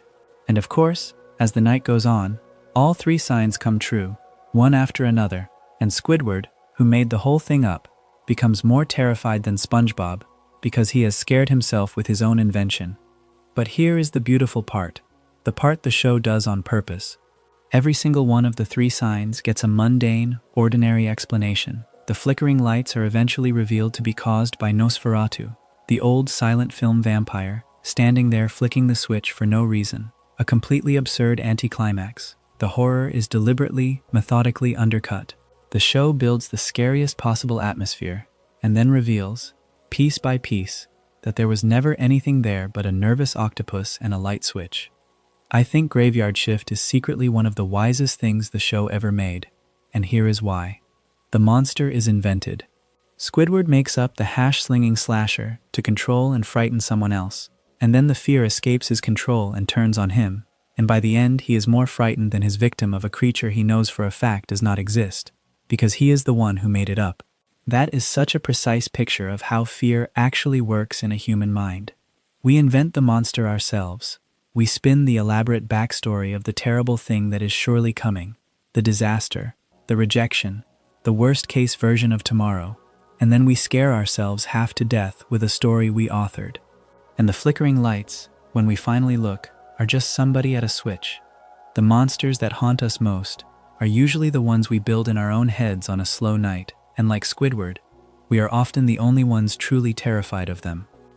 There is another dark one worth a gentle visit, Frankendoodle, and it plays with a deeply unsettling idea. A magic pencil falls from the surface world down into the sea, an enormous pencil, and it turns out that anything drawn with it comes to life. SpongeBob, delighted, draws things, and eventually sketches a crude, ugly, badly drawn version of himself, a doodle, who becomes real and is promptly named Doodlebob. And Doodlebob is hostile. He is a scribbled, malformed, angry double who speaks in garbled nonsense and, crucially, wants to erase the real SpongeBob. Not kill him in the ordinary sense, but erase him. Rub him out of existence with the eraser end of the same magic pencil that made him, which is a truly eerie kind of threat. The idea of being simply undone, deleted, as if you had never been drawn at all. SpongeBob eventually defeats him and traps Doodlebob inside the pages of a book, folding him away. And the detail I love, the one only the trivia pages tend to notice, is how carefully Frankendoodle closes its own loop. At the end, the magic pencil is sent back up to the surface, back to the live-action human artist whose hand we see, returning the impossible object to where it came from. And the next morning, the page with Doodlebob trapped inside it is shown hanging, framed, on SpongeBob's wall, a quiet piece of set dressing confirming the little monster is still in there, still folded away, a prisoner on the wall of a cheerful bedroom. That framed page is such a small, careful touch, the kind of thing that shows a crew that cared about the world holding together, even in a throwaway gag. And much later the show would even build on it, returning to the idea of a whole dimension of living doodles. They planted the page on the wall and let it wait.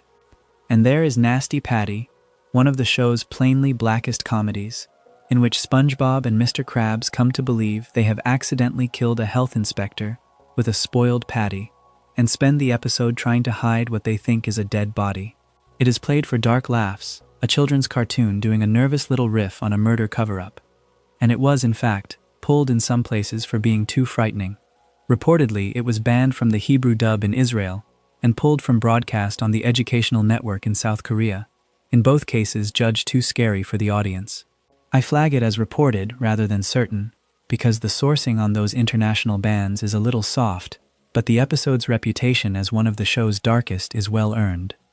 What ties all of these together, and why I wanted to save them for the sleepy end of the night, is that SpongeBob's horror is almost never really horror. The scary thing in Rock Bottom is a friend. The monster in Graveyard Shift is imaginary, defeated by a light switch and a vampire's shrug. The creature in Frankendoodle is folded harmlessly into a framed page on the wall. Even the killed health inspector in Nasty Patty is, in the end, not what he seems. Over and over, the show walks you right up to the edge of fear and then softly shows you there was nothing there, or that the thing there was gentle all along. And I think that is a truly good thing to carry into sleep. The idea that most of the dark we brace against turns out, on inspection, to be an anglerfish, a light switch, a doodle in a frame. The show made fear, and then unmade it, again and again, as if to reassure a whole generation of children that the night is not usually what the imagination promises. It is mostly just the night, waiting to be walked through, kinder than you feared. Since we are in the dark corners, let us talk about the darkest legend attached to the show, and let me be extremely clear about it from the first word, because getting this right matters.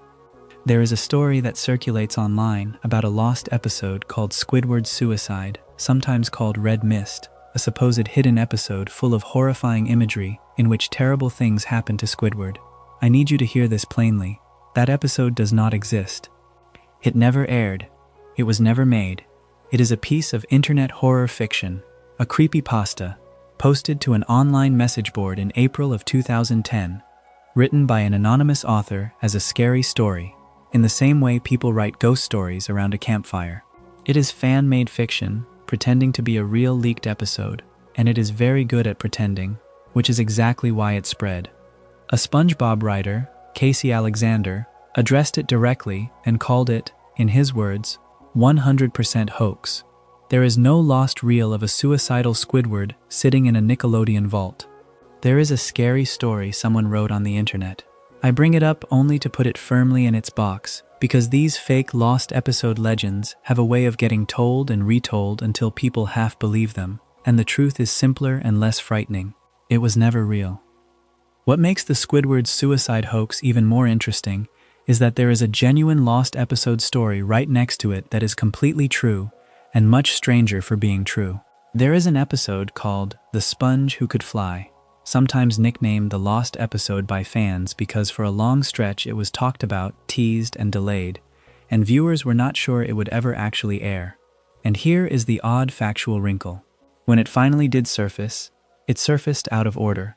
The Sponge Who Could Fly aired in South Korea in October of 2002, and it came out on home video in the United States in March of 2003, both of those before its actual American television premiere later that same March.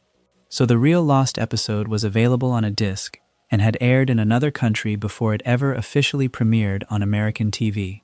That is the true story, and I find it far more charming than the fake one. The genuine lost episode was not a horror. It was just an episode that took the scenic route to broadcast. Now for a piece of censorship that is one of the 5 most surprising things I learned preparing this, and it corrects a myth a lot of fans still believe. There is a famous, disturbing episode called Just One Bite, in which Squidward becomes secretly obsessed with Krabby Patties, and at one point there is a shot where Squidward, desperate to get into the locked Krusty Krab at night, pours gasoline and ignites it with a lighter. That specific shot, the gasoline and the lighter, has been silently cut from reruns since about 2002. For years, the popular explanation was that it was removed out of sensitivity after the September 11th attacks. because of the fire imagery.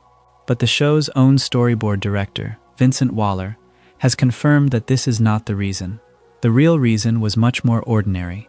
Nickelodeon simply did not want a gag, showing a character using gasoline and a lighter, worried about kids imitating it. It had nothing to do with September 11th. The uncut version of that scene now survives only in a few old places, some early Canadian and Korean broadcasts and an old handheld video disc format. Little time capsules holding the shot the rest of us stopped being allowed to see. I love a good corrected myth, and this is a good one. The fire was cut for the boring, sensible reason, not the dramatic one everybody assumed. There is a whole shadow version of SpongeBob made of things that were cut, changed, or never finished, and wandering through it is like seeing the ghosts of shows that almost were. The fourth film, the 2020 movie about SpongeBob searching for Gary, went through radically different versions before it settled. In one early version, Gary was not run off to a spa city but kidnapped by aliens, sending the gang across strange worlds, including a futuristic world inhabited by dolphins, before the whole idea was scrapped as too far-fetched. That same film, at one stage, had a subplot in which the actor Nicolas Cage played himself, running for President of the United States, alongside a bit where Mr. Krabs disguised himself as SpongeBob and ran something called a favor truck. None of that made it. Picture, for a moment, the version of this children's cartoon movie that featured Nicolas Cage's presidential campaign and a planet of dolphins. It existed, on paper, and then someone had the good sense to cut it. The graveyard of unmade SpongeBob is full of these. There was a shelved episode called SpongeBob Invader Pants, in which SpongeBob and Patrick become obsessed with contacting aliens using a device that broadcasts the smell of Krabby Patties out into space, abandoned when the staff moved on to another film. A storyboard artist pitched an episode called A Day in the Life of Plankton, a quiet, nearly dialogue-free short of Plankton just doing ordinary mundane things, which was never produced, and honestly sounds like it would have been beautiful. Even the very first pilot exists in an earlier cut that differs from what aired, with an announcer shouting the title into 4 separate title cards, no bubble transition between scenes, and a Squidward wearing a plain orange shirt with a paler complexion and a different laugh, and with SpongeBob and Patrick pitched lower than the voices we know. The show we love had a slightly wrong-sounding twin that existed first. And sometimes an episode we do have was very nearly a failure and got rescued. The episode Clams, from the 3rd season, was almost entirely re-storyboarded at the animatic stage, torn down and rebuilt, because it was not working. Hillenburg had made a similar disappointing episode years earlier on Rocko's Modern Life, and he took the lessons from that old failure and applied them to save Clams. That is an oddly encouraging piece of craft history, the idea that even the people making the thing you think of as effortlessly good were, behind the scenes, salvaging near disasters using scar tissue from old mistakes. The show also looks different depending on where in the world you watched it, because different countries cut different things. In Japan, a line where a narrator identifies a character as a subsidiary of the parent media company was simply deleted, because Japanese broadcasting law forbids advertising specific named companies during a program. Japan also, at various points, refused to air certain episodes, including the nearly silent Reef Blower, apparently because it had too many wordless scenes, and the launch episode song number, Ripped Pants.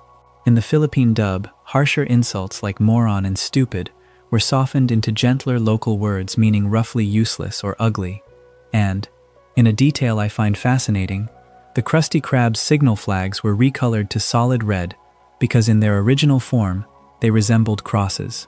In some British and Irish airings, a shot in an episode where SpongeBob chops onions directly onto his own hand was cut for depicting dangerous knife use, and in an episode called Procrastination, a shot of SpongeBob exercising was originally cut because the up and down bobbing of his nose could be read as something suggestive, before it was later silently restored. When the 4th film had its television premiere, the network even muted SpongeBob saying the mild word crappy, which was odd, given that the same network had aired that word in other cartoons for years. I could go on, because the list of small edits across the world is very long, but the reason I wanted to walk you through all of this is that it says something about how a piece of art actually exists in the world. There is no single, perfect, complete SpongeBob. There is the version that aired in America, and the slightly different version in Japan, and the softer version in the Philippines, and the uncut fire in an old Canadian broadcast, and the presidential campaign movie that never got made, and the dialogue-free Plankton short that lives only in a pitch, and the horror episode that never existed at all, but that thousands of people are convinced they remember. The thing we call SpongeBob is really a cloud of versions, shaped as much by what was cut as by what was kept. And there is a lesson in that I keep turning over. So much of what makes a thing good is what its makers had the discipline to leave out. The Nicolas Cage subplot, the planet of dolphins, the 4 shouting title cards, the gasoline and the lighter. Someone looked at each of those and had the courage to cut, to say this is not the version we want to be, and the show is better for every one of those absences. We tend to admire creation, the adding of things, the making. We rarely praise the cutting, the leaving out, the restraint. But the editor's courage, the willingness to remove even the clever thing, even the thing you worked hard on, is arguably one of the most important skills there is, in art, and honestly in a life. And on the other side of it, the creepypasta, the fake Lost episode, is a reminder to hold your scary stories loosely and check them before you pass them on. Because the most vivid and frightening version of a tale is very often the one that was never true. The real Lost episode just took a slow boat to broadcast. The horror was written by a stranger on the internet. Knowing the difference is its own small kind of peace. Let us move to something warmer now, the music, because SpongeBob is full of songs, and the story of how its most famous song came to exist is one of the most delightful accidents in television history. The song is Sweet Victory, and if you have watched the show, you know exactly the moment, the episode Band Geeks, where a triumphant anthem swells and a ragtag band of untrained neighbors, against all odds, brings a stadium to its feet. It is the emotional peak of one of the most beloved episodes ever made, and it was found in a cabinet. Here is what actually happened. A writer on the show, C.H. Greenblatt, was rummaging through a storeroom at the Nickelodeon offices in Burbank, a cabinet full of licensed stock music compact discs, the kind of generic library music shows used to fill in scenes cheaply. He put on a sports music album, a collection with a title like American Games, the sort of anonymous anthemic filler you would hear under a highlight reel, and one track came on, and Greenblatt had the thought that changed the episode. He imagined that big, soaring, heroic voice coming out of SpongeBob, and he found the idea hilarious. That was it.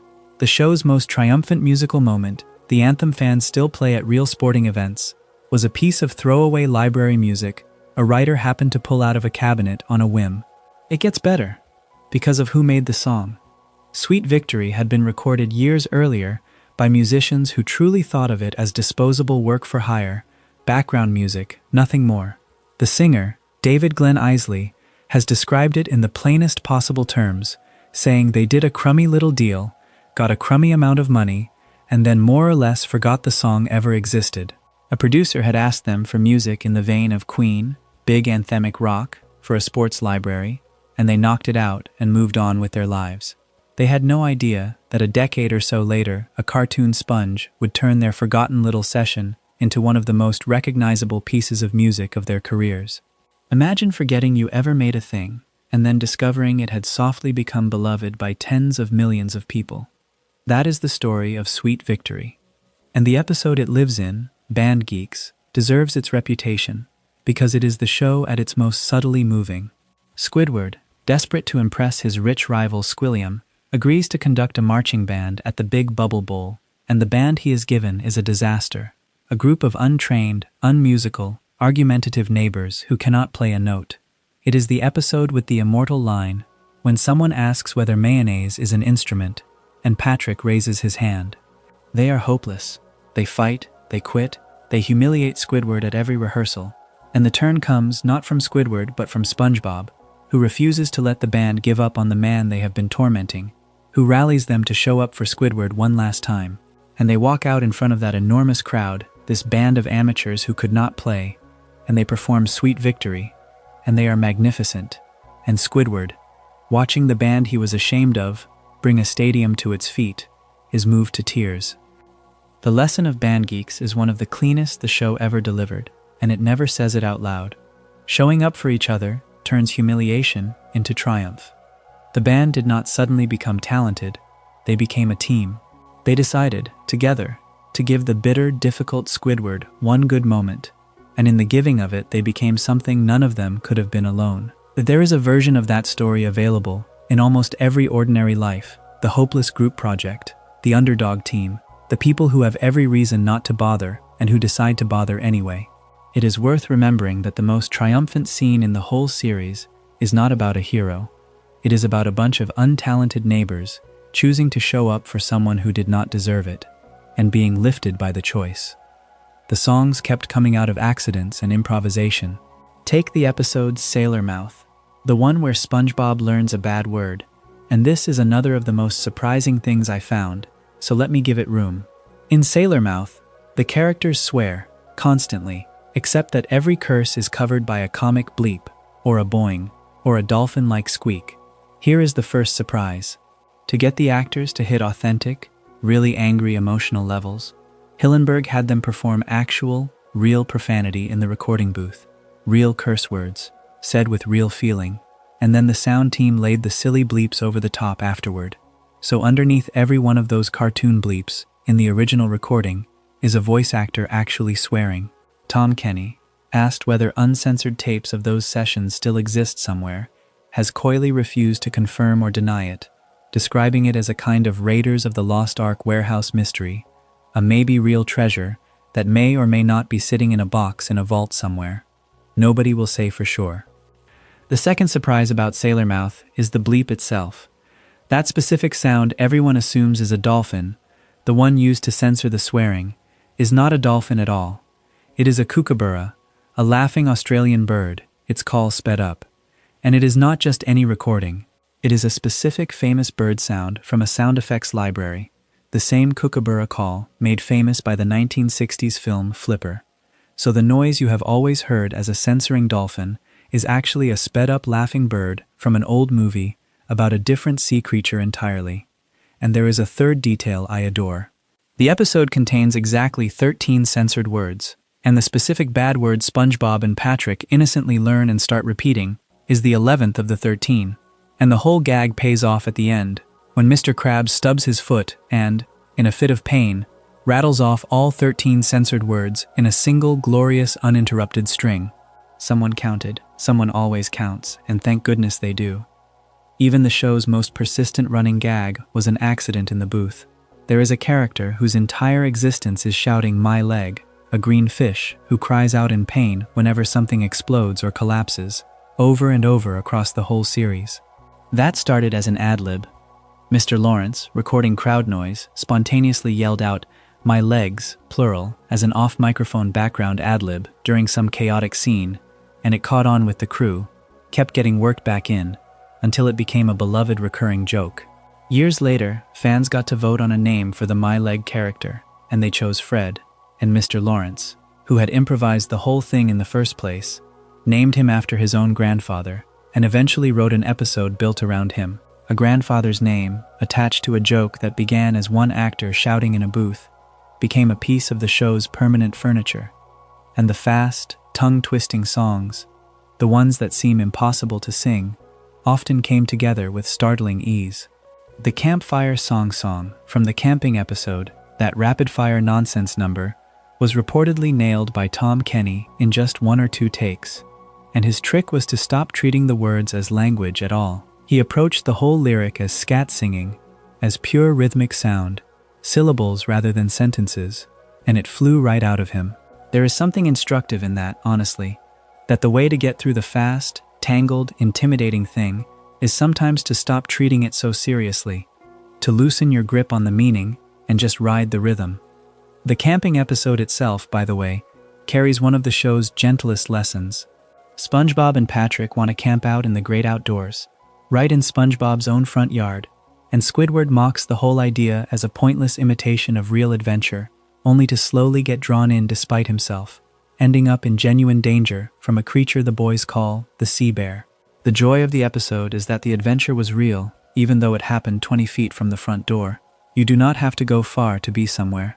Contentment, the episode gently argues, is available in your own yard, with your friends, over a campfire, if you are willing to actually be there for it, instead of sneering at how small it is. What strikes me, laying all these stories side by side, the cabinet and the forgotten band, and the real swearing and the shouted "my leg" and the one-take scat song, is how much of what became iconic about SpongeBob was never planned. Nobody sat down and decided to write the anthem of a generation. A writer found a disc in a cabinet. Nobody scripted the "my leg" guy. An actor yelled in a booth. The most beloved, most quoted, most enduring pieces of this show arrived sideways, by accident, through people who were loose enough and playful enough and paying enough attention to catch the happy accident when it drifted by. And I think that is honestly one of the most useful things to know about how good things get made. You cannot force the lightning, but you can stay loose, stay curious, keep rummaging through the cabinet, keep saying the line a little differently, keep paying attention, so that when the accident comes, and it will come, you are the kind of person who notices it is gold and picks it up. Sweet Victory was in a cabinet the whole time. Someone just had to be the sort of person who opened the cabinet and listened. Since we are among the people who made the show, let me stay here a while, because the crew that built Bikini Bottom left their fingerprints all over it, and knowing them makes the whole thing feel warmer. Take the music again, but from a different angle. You might assume a show this full of catchy songs and jaunty scoring came from a creator who loved packing music into everything. The opposite is true. According to the show's music editor, Nicholas Carr, Hillenburg did not originally want much music in the show at all. He wanted sound effects to punch the humor, sharp little noises doing the comedic work, not melody. So Carr, working within that instinct, assembled a small group of Western swing players and built the show's now signature sound, that lilting Hawaiian tiki steel guitar mood, layering it on top of a library of old stock production music, much of it decades old. That distinctive musical world, the thing that instantly says SpongeBob to your ear, was constructed by a music editor working around a creator who was skeptical of music in the first place. Constraints, again, doing the creative work. Told not to lean on music, the team found a very particular kind of music that felt like sound design, and it became one of the most recognizable soundscapes on television. The recording booth was a place of constant improvisation, and this is a big part of why the show feels so alive. Tom Kenny and Bill Fagerbakke, as I mentioned earlier, invented a great deal of SpongeBob and Patrick's laughter and rambling back and forth on the spot, riffing off each other rather than reading a locked script. And Kenny in particular is a chameleon who secretly voiced far more of the show than most people realize. Not just SpongeBob and Gary, but a whole gallery of one-off parts. My favorite example is in the episode Chocolate with Nuts. There is a cranky, terrifying old lady in that episode, and that voice is Tom Kenny doing an impression of the actor Danny DeVito, specifically drawing on DeVito's monstrous mother character from the film Throw Mama from the Train. So a truly frightening old woman in a children's cartoon is a beloved comic actor channeling another beloved comic actor. The layers of reference in this show go deep, and most of them fly right over the heads of the kids and land squarely on the adults in the room. Chocolate with Nuts, Since We Are Here, carries one of the show's best small lessons. In it, SpongeBob and Patrick decide to get rich selling chocolate door to door, and they try scheme after scheme, fast talk, exaggeration, elaborate cons, trying to trick and pressure people into buying. None of it works, and some of it backfires spectacularly. What finally works, what actually turns their fortunes around, is genuine kindness, treating a lonely customer with real care and honesty rather than as a mark. The lesson is refreshingly unsentimental. Kindness and honesty are not just morally nicer than the hustle. In the world of the episode, they literally outsell it. The con men fail, and the kind fools succeed. And there is something bracing about a children's show that argues decency is not only good but effective. The crew also had their own private, hidden version of the show, which I find both funny and very human. At the end of each season, the storyboard artists would draw crude, filthy, joke versions of the characters, rude gag drawings never meant for air, the kind of thing exhausted creative people make to blow off steam. And one of them, Sam Henderson, collected these into a private book, which the crew called Behind Closed Doors. To protect everyone's identity, since these were not exactly career-friendly doodles, the drawings were credited using anagrams of the artists' real names on the back, scrambled so nobody could be easily identified. So somewhere out there exists a secret book of dirty SpongeBob drawings, made by the actual crew, signed in code. It is a reminder that the people making the wholesome thing were real adults with a sense of humor far ranger than anything that reached the screen, and that the innocence of the show was, in a way, a discipline they chose to perform, not a reflection of a crew of literal children. Even the pilot has a strange little production story attached to its background voices. Remember the mob of anchovies that floods the Krusty Krab in Help Wanted? To get the high, squeaky, chaotic sound of that anchovy crowd, Bill Fagerbakke inhaled helium in the recording booth and voiced the crowd with his pitch cartoonishly raised. He has joked that it was the weirdest $600 he ever made. A grown professional actor sucking helium from a balloon to play a swarm of tiny fish. It is a small thing, but it is exactly the kind of playful, whatever-it-takes spirit that runs through the whole production. And here is a fact about Plankton that shows you Hillenburg's loyalty, and it fits everything we have said about him. When the network wanted to bring in a celebrity guest to voice Plankton, thinking a famous name would be good for the show, Hillenburg pushed back and insisted that Mr. Lawrence, the writer with the Tony the Tiger and Gregory Peck voice, keep the role. His argument was simple and absolute. This, he said, is the character. He was not going to trade the right voice for a famous one. That instinct, protecting the specific correct choice against the pressure to make the safe commercial one, is all over the show, and it is a big part of why the thing feels so particular, so much itself, rather than smoothed down into generic product. Because here is what happens to SpongeBob when it leaves America and travels the world, and it is deeply fascinating. The show has been dubbed into dozens of languages, and in each one it becomes a slightly different creature. In Germany, Squidward is renamed Thaddeus Tentacle. But there was already a background character in the English show, a minor fish literally named Thaddeus. So to avoid a collision, the German dub had to rename the original English Thaddeus to Fishward. The two names essentially swapped places crossing the ocean, Squidward taking on the fish's old name, and the fish taking on a version of Squidward's. And the German version went even further, because the German voice cast recorded entire pop parody albums that never existed in English at all. A whole musical side career under the banner of B.O.B. Music, with songs like one built over Shakira's Waka Waka, another over Kesha's TikTok, another parodying the Elmfau party anthem, all sung in character. German SpongeBob had a pop discography that American SpongeBob never had. In France, the show did not even start life under its now familiar name. It first premiered as Un Bob à la mer, a pun, on a French channel in September of 2001, before a bigger network rebranded it about a year later to the name French fans know now, Bob la Mer Ponge, with Squidward becoming Carlo Tentacule. So even the title of the show shifted underneath it in its early French years.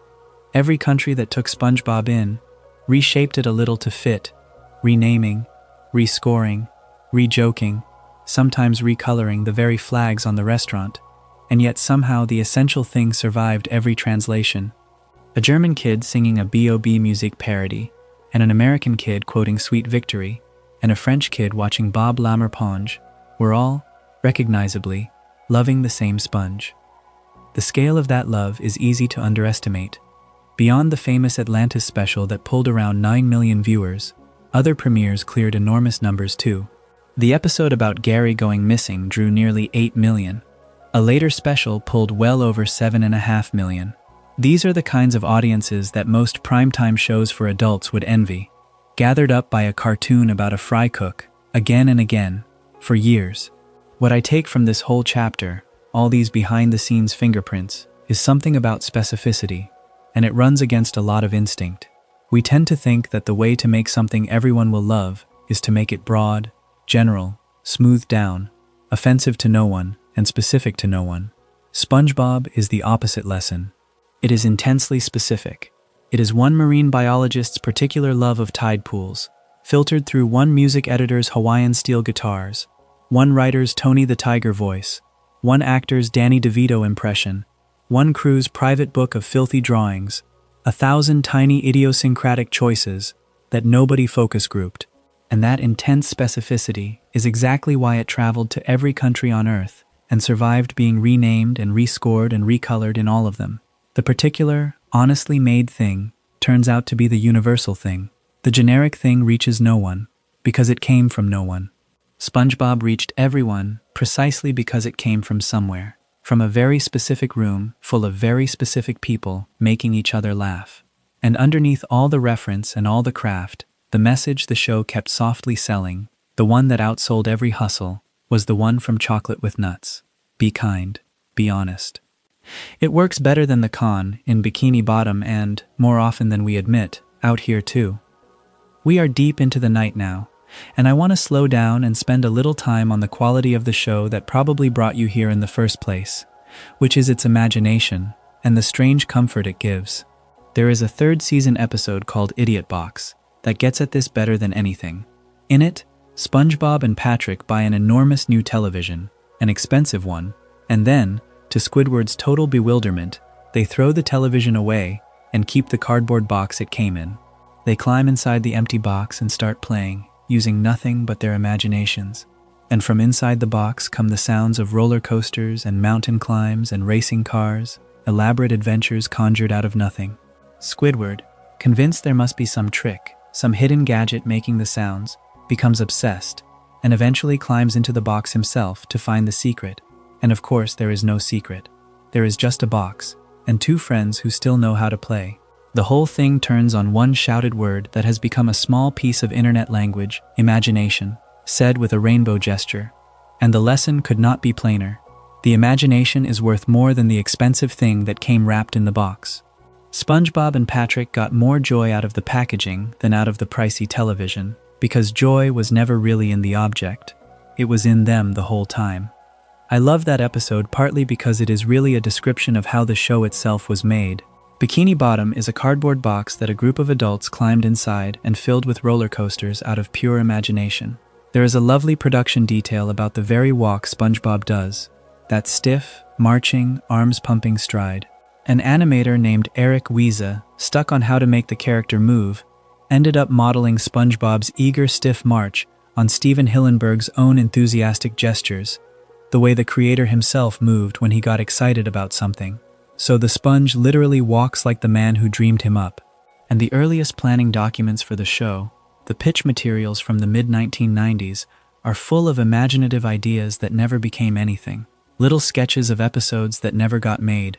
SpongeBob draining a whole refrigerator of salty sodas. Pearl fixating on a new karaoke machine at the Krusty Krab.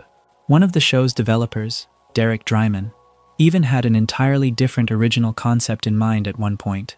A road trip idea, inspired by a favorite film, before the whole thing settled into the shape we know. The show we have is one box among many the crew could have climbed into. They just happened to pick the one with the pineapple in it. The imaginative play of the show almost always carries a small piece of wisdom folded inside, and once you start noticing them, they are everywhere. There is an episode called Not Normal, where SpongeBob, told that he is too weird, tries to become perfectly normal, bland, ordinary, and in doing so, becomes a smooth, featureless bore, losing everything that made his friends love him, until the moral is stated almost outright, that you should not change who someone is for your own benefit. There is FUN, the episode with the friendship song, F is for Friends Who Do Stuff Together, in which Plankton pretends to befriend SpongeBob purely to manipulate him into helping steal the formula, and discovers, to his own confusion, that he has started to actually enjoy the friendship. That connection is not a thing you can fully fake without some of it becoming real. There is Procrastination, in which SpongeBob has a simple essay to write and spends the entire episode inventing ever more elaborate ways to avoid writing it, torturing himself with everything except the small task in front of him, until you realize the dread of the thing cost him far more than the thing ever would have. There is Pre-Hibernation Week, where Sandy drags SpongeBob into increasingly extreme adventures until he is genuinely frightened and exhausted. A story about the difference between healthy adventure and reckless disregard for your own limits, and about friends who eventually notice you are drowning and pull you out. And running underneath all of it, across the whole series, is the boating school, and SpongeBob's endless, cheerful, spectacular failure to ever pass his driving test. He has failed that test more times than anyone can count. Decades of failure. And here is what I find truly moving about it. Laid against everything else we have talked about tonight, it never sours him. He shows up for the next test with the same hope as the first. He is the most persistent failure in the history of animation, and he has somehow never let the failing curdle into the bitterness that defines his neighbor Squidward. The boating school is the show's quiet, patient argument that failing at something, over and over, for years, is not a reason to stop trying, and is not a verdict on your worth. It is just Tuesday. You get back in the boat. Now let me tell you an honest, slightly ironic thing about this show, because I do not want to only sell you the sweet version. In 2011, a study published in a pediatrics journal made headlines by suggesting that 4-year-olds who watched about 9 minutes of SpongeBob did worse, immediately afterward, on tests of focus and self-control than children who had watched a slower show or spent the time drawing. The finding was blamed on the show's fast, frantic pace, all those quick cuts and rapid gags overstimulating young minds. It is worth being fair about the study. It was small, it measured only a short-term effect right after watching, and Nickelodeon pointed out, reasonably, that the show was never designed for 4-year-olds in the first place, that its target audience skips more towards 6 to 11. Still, the finding stuck, and there is a real irony in it that I cannot ignore, standing here narrating a video whose entire purpose is to help you fall asleep. The show, once accused of being too fast, too stimulating, too much, has become, decades later, one of the great comfort objects people put on precisely to calm down.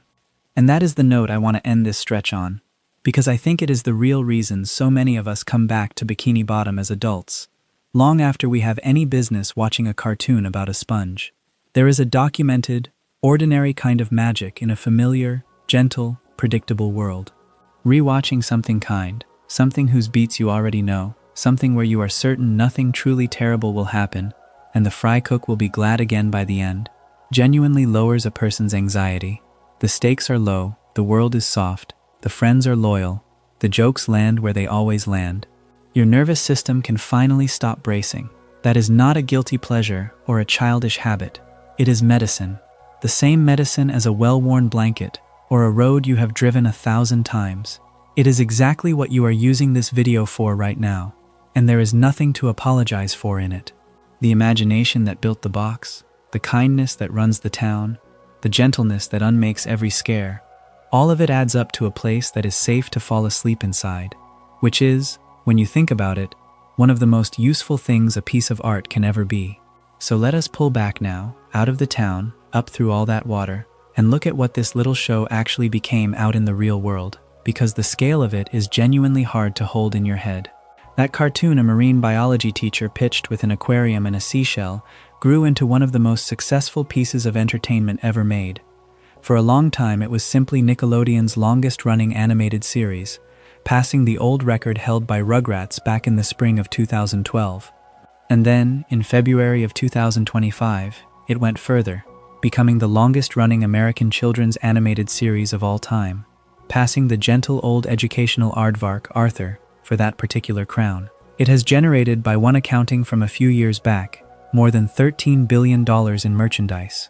$13 billion, from a square sponge a man drew to explain tide pools. The awards pile up almost comically. Something like 7 Emmy wins across dozens of nominations. Roughly 7 Annie Awards, the animation industry's own honors. 4 BAFTA Children's Awards over in Britain. And when it comes to the Kids' Choice Awards, the ones voted by children themselves, SpongeBob holds a Guinness World Record for the most won by a cartoon, and for a stretch of nearly 2 decades it took the trophy for favorite cartoon almost every single year, losing only once in that whole run, in 2008, to Avatar: The Last Airbender. Children, given a free vote, chose the sponge again and again and again. And here is my favorite honor of them all, the one that makes me smile the widest, because it collapses the whole story back down to where it began. In 2011, scientists who had discovered a new species of mushroom, a fungus growing in the rainforests of Borneo, chose to name it after the character. They called it Spongiforma SquarePantsii, and published the name in a real scientific journal. So a man who left marine biology to draw a cartoon sponge ended up with a real organism named, formally, in the scientific record, after his creation. The science teacher became a cartoonist, and the cartoon became science again. There is a neat, quiet circle in that, which I find almost unbearably lovely. The sponge conquered other forms too. In late 2017, a stage musical, SpongeBob SquarePants, the Broadway musical, opened at the Palace Theater in New York, directed by Tina Landau with a book by Kyle Jarrow. And rather than being the cheap cash-in everyone expected, it was genuinely acclaimed, earning 12 Tony Award nominations and winning for its remarkable scenic design, before it closed in the autumn of 2018.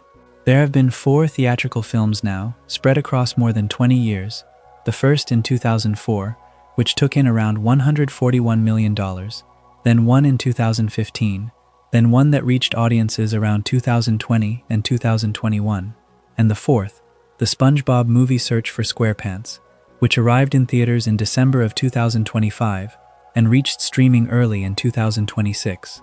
The first 3 films alone earned well over $470 million between them worldwide. There is a whole family of spin-off shows now, one following SpongeBob at summer camp as a child, one built as a talk show hosted by Patrick, and a Netflix film that finally took Sandy home to Texas in 2024. And the original show simply keeps going. As of the middle of 2026, it is airing its 17th season, and it has already been renewed for an 18th and a 19th. It has outlasted trends, network regimes, entire childhoods. The kids who watch the pilot are approaching middle age, and the sponge is still going to work at the Krusty Krab every morning, still glad, still failing his boating test. But you cannot tell the real story of this show without telling the hardest part of it, and I want to hold it with care, because it is the part that gives everything else its weight.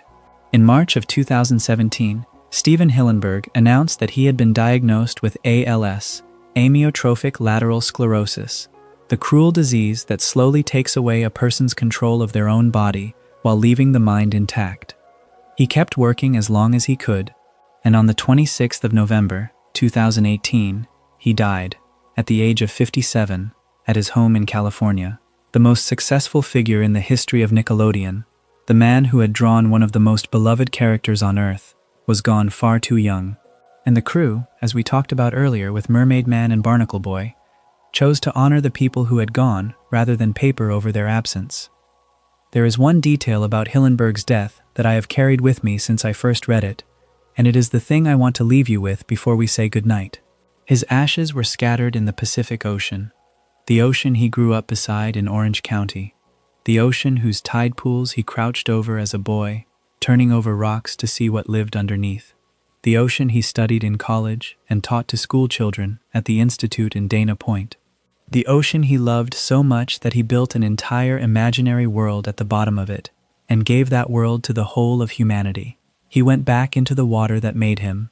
The man who drew the sea returned to the sea, and somewhere down there, in the real Pacific, beneath the real waves, the person who dreamed up Bikini Bottom is now a part of the actual ocean floor.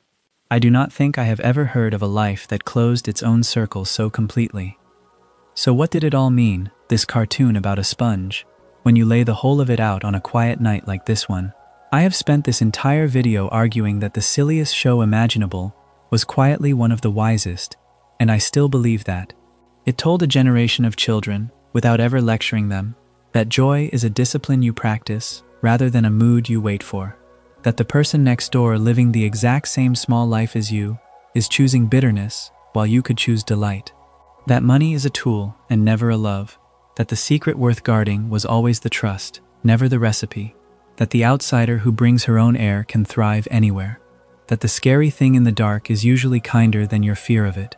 That the most triumphant moment of your life might be a group of untalented friends deciding to show up for someone who did not deserve it. That imagination beats the expensive thing that came in the box, and that failing the same test for 20 years is no reason at all to stop climbing back into the boat. None of that was ever said in those words, of course. It was smuggled in, wrapped in jellyfish and Krabby Patties, and a laugh made by patting a throat, delivered by people who loved the ocean and loved each other, and were loose enough to catch the lightning when it drifted past. A marine biologist drew a happy little square sponge to explain the creatures of a tide pool, and somehow that sponge became the longest-running cartoon in the country, taught more people about kindness and wonder than most of the things that were actually trying to, and outlived its own creator, who asked, at the end, to be given back to the sea that started all of it. That is a good thing to have existed. That is a good thing to fall asleep thinking about. So wherever you are right now, however heavy or light the day behind you was, I hope some of this drifts down into your sleep and settles somewhere soft. I hope you dream, if you dream at all tonight, of a warm yellow kitchen light in a pineapple, and a friend under a rock nearby, and a town that is kind to its strange little residents, sitting bright and safe at the bottom of all that water. Let your shoulders come down. Let the day go. There is nothing left for you to do tonight but rest, and the sponge will be glad again in the morning whether you are there to see it or not. Thank you, truly, for spending these hours here with me in the dark. It means more than you know. If you enjoyed the video, make sure to subscribe, and I'll see you in the next one.